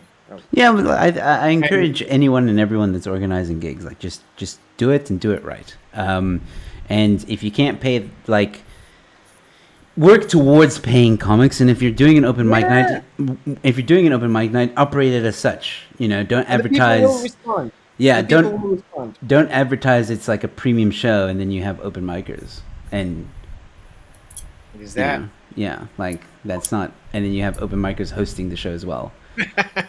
Ish. Because I've told you before, man. I've met people who refuse to go to stand-up comedy shows, even though they know I'm a comedian and they want to see me. They refuse to go to some places because they had a bad experience. Just lack of quality. Yeah. Or at least quality control. Oh, there's like 1,000 people on the lineup. Oh, yeah. That's my favorite shit.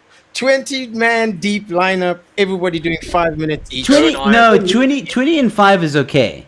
But it's when the host wants to do an hour on his own and still have the 20 and 5. You know, 20 and 5 is supposed to be rapid, tag, go. There's not really a host. You know, that's fine. Because then it's like an hour and a half. People can manage that. But once you start having a host that wants to do 5-10 minutes in between each act, it's like 1 hour specials. Yeah. No, I don't know. I think a healthy lineup for an open micer, and everyone keeps to their time. I think it's about between 8 and 10. I think a lot of people that start out organizing gigs, and power to them. We need more Yeah. people that are willing to put in the effort and organize gigs. If you have it too big of a lineup, even if it's only open micers and there's 5 minutes at a time or whatnot, your normal crowd at an open mic is not the type of crowd that is at a booked show like a Barry Hilton or what we are trying to do in April with our show. People buy those type of tickets. They know, okay, I'm going to be there an hour and a half. I'm going to be 2 hours, and I've set aside this time to be there. yeah. When people go to an open mic gig, they don't want to be there for 2 hours. It's sad to admit, but it is. They don't want. No. They are going to get tired, and not tired for like, oh, I need to go to bed. It's that there's sort of like a drop in interest and picking up on good punchlines. It does start diving down here from like 10 open micers. It starts going down. So I think anything with more than 10, doesn't matter how well the open mic is. I know when Joe and I used to organize gigs, we really had open micers that did fucking brilliantly. Yeah. The Even room a is show where tired, you have 6-7 open micers that are good purely by luck, or just they have the enthusiasm and the energy in the crowd catches onto it.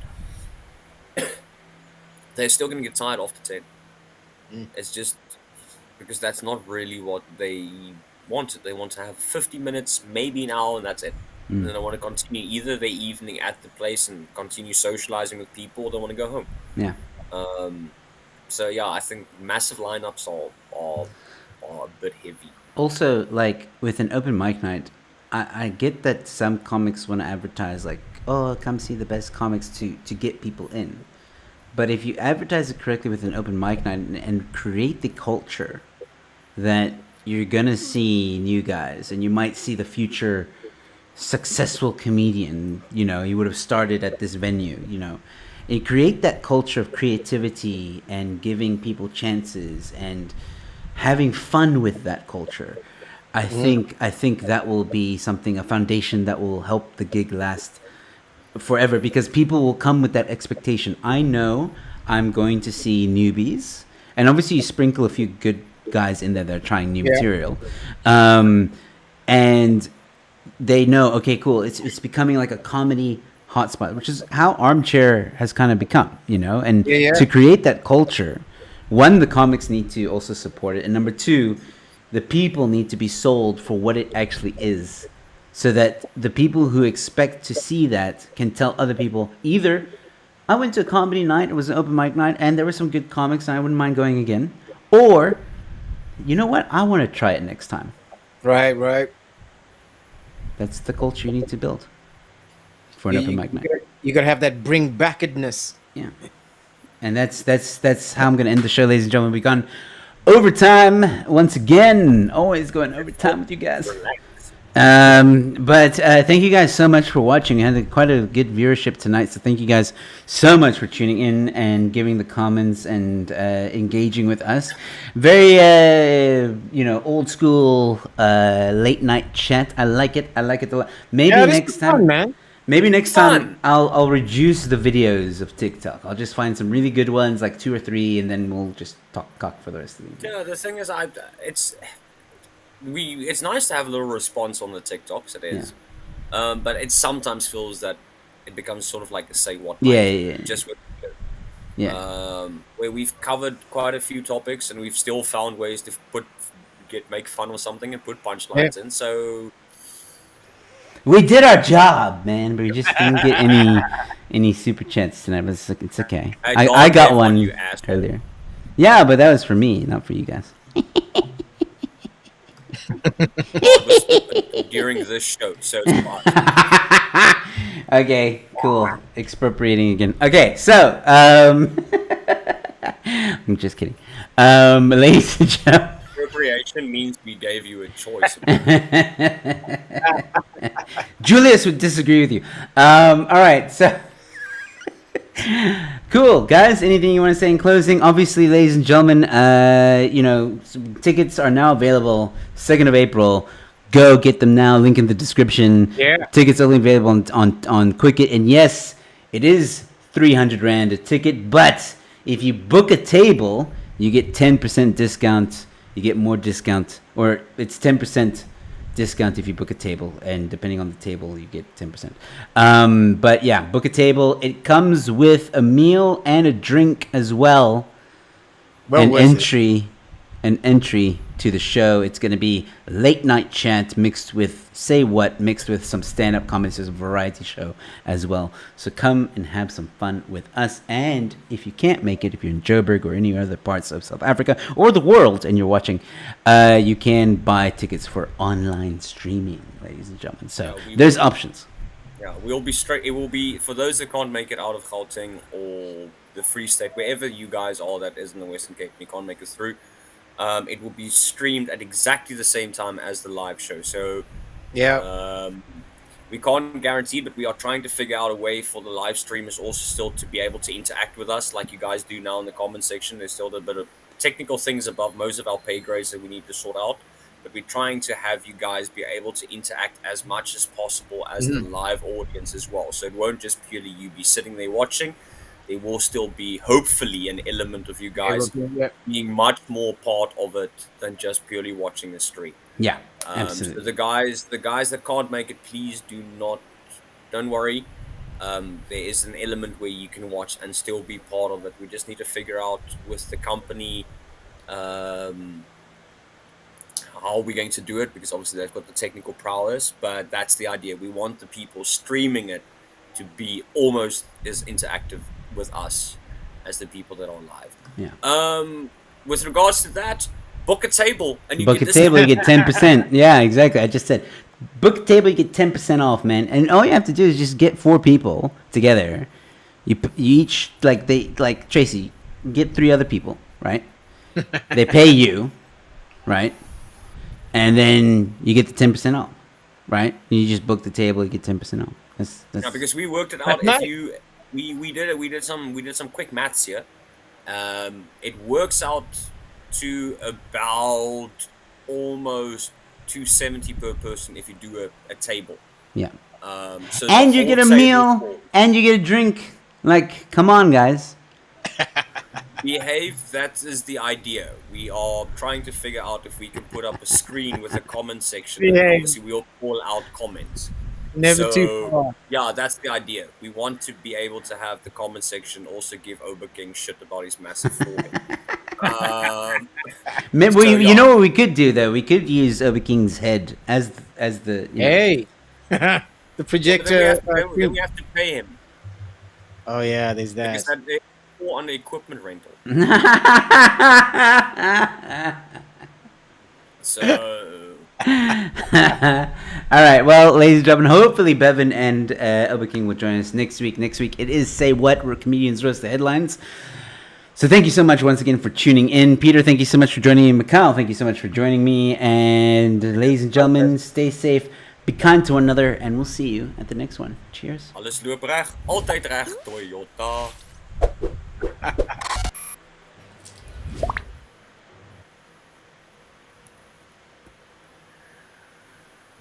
We're still live, and I'm trying to find out why. If you're still in the comment section, don't worry, we'll leave soon. That was weird. Hold on, let me try this again. Why is it not? Hello? What the hell is going on? Hold on. Well, I know Peter always has the YouTube channel open on one of the other screens. Peter, are we still live on that side? Yeah. Well, What does YouTube It says say? it's live yeah, on we're my still side. live. We're still live. Why is this happening? Why are you having problems with Ecamm all of a sudden? I thought this is like your food. Hold on, let me It's not ESCOM behave. hold on. No, if it was ISCOM, we definitely would not be live. Exactly. Okay. Why is this? What do you usually do when we go offline? I don't know. I'll have to sort this out another time, but I'm just going to do it the old school way. Ladies and gentlemen, thank you so much for tuning in once again. Goeienacht.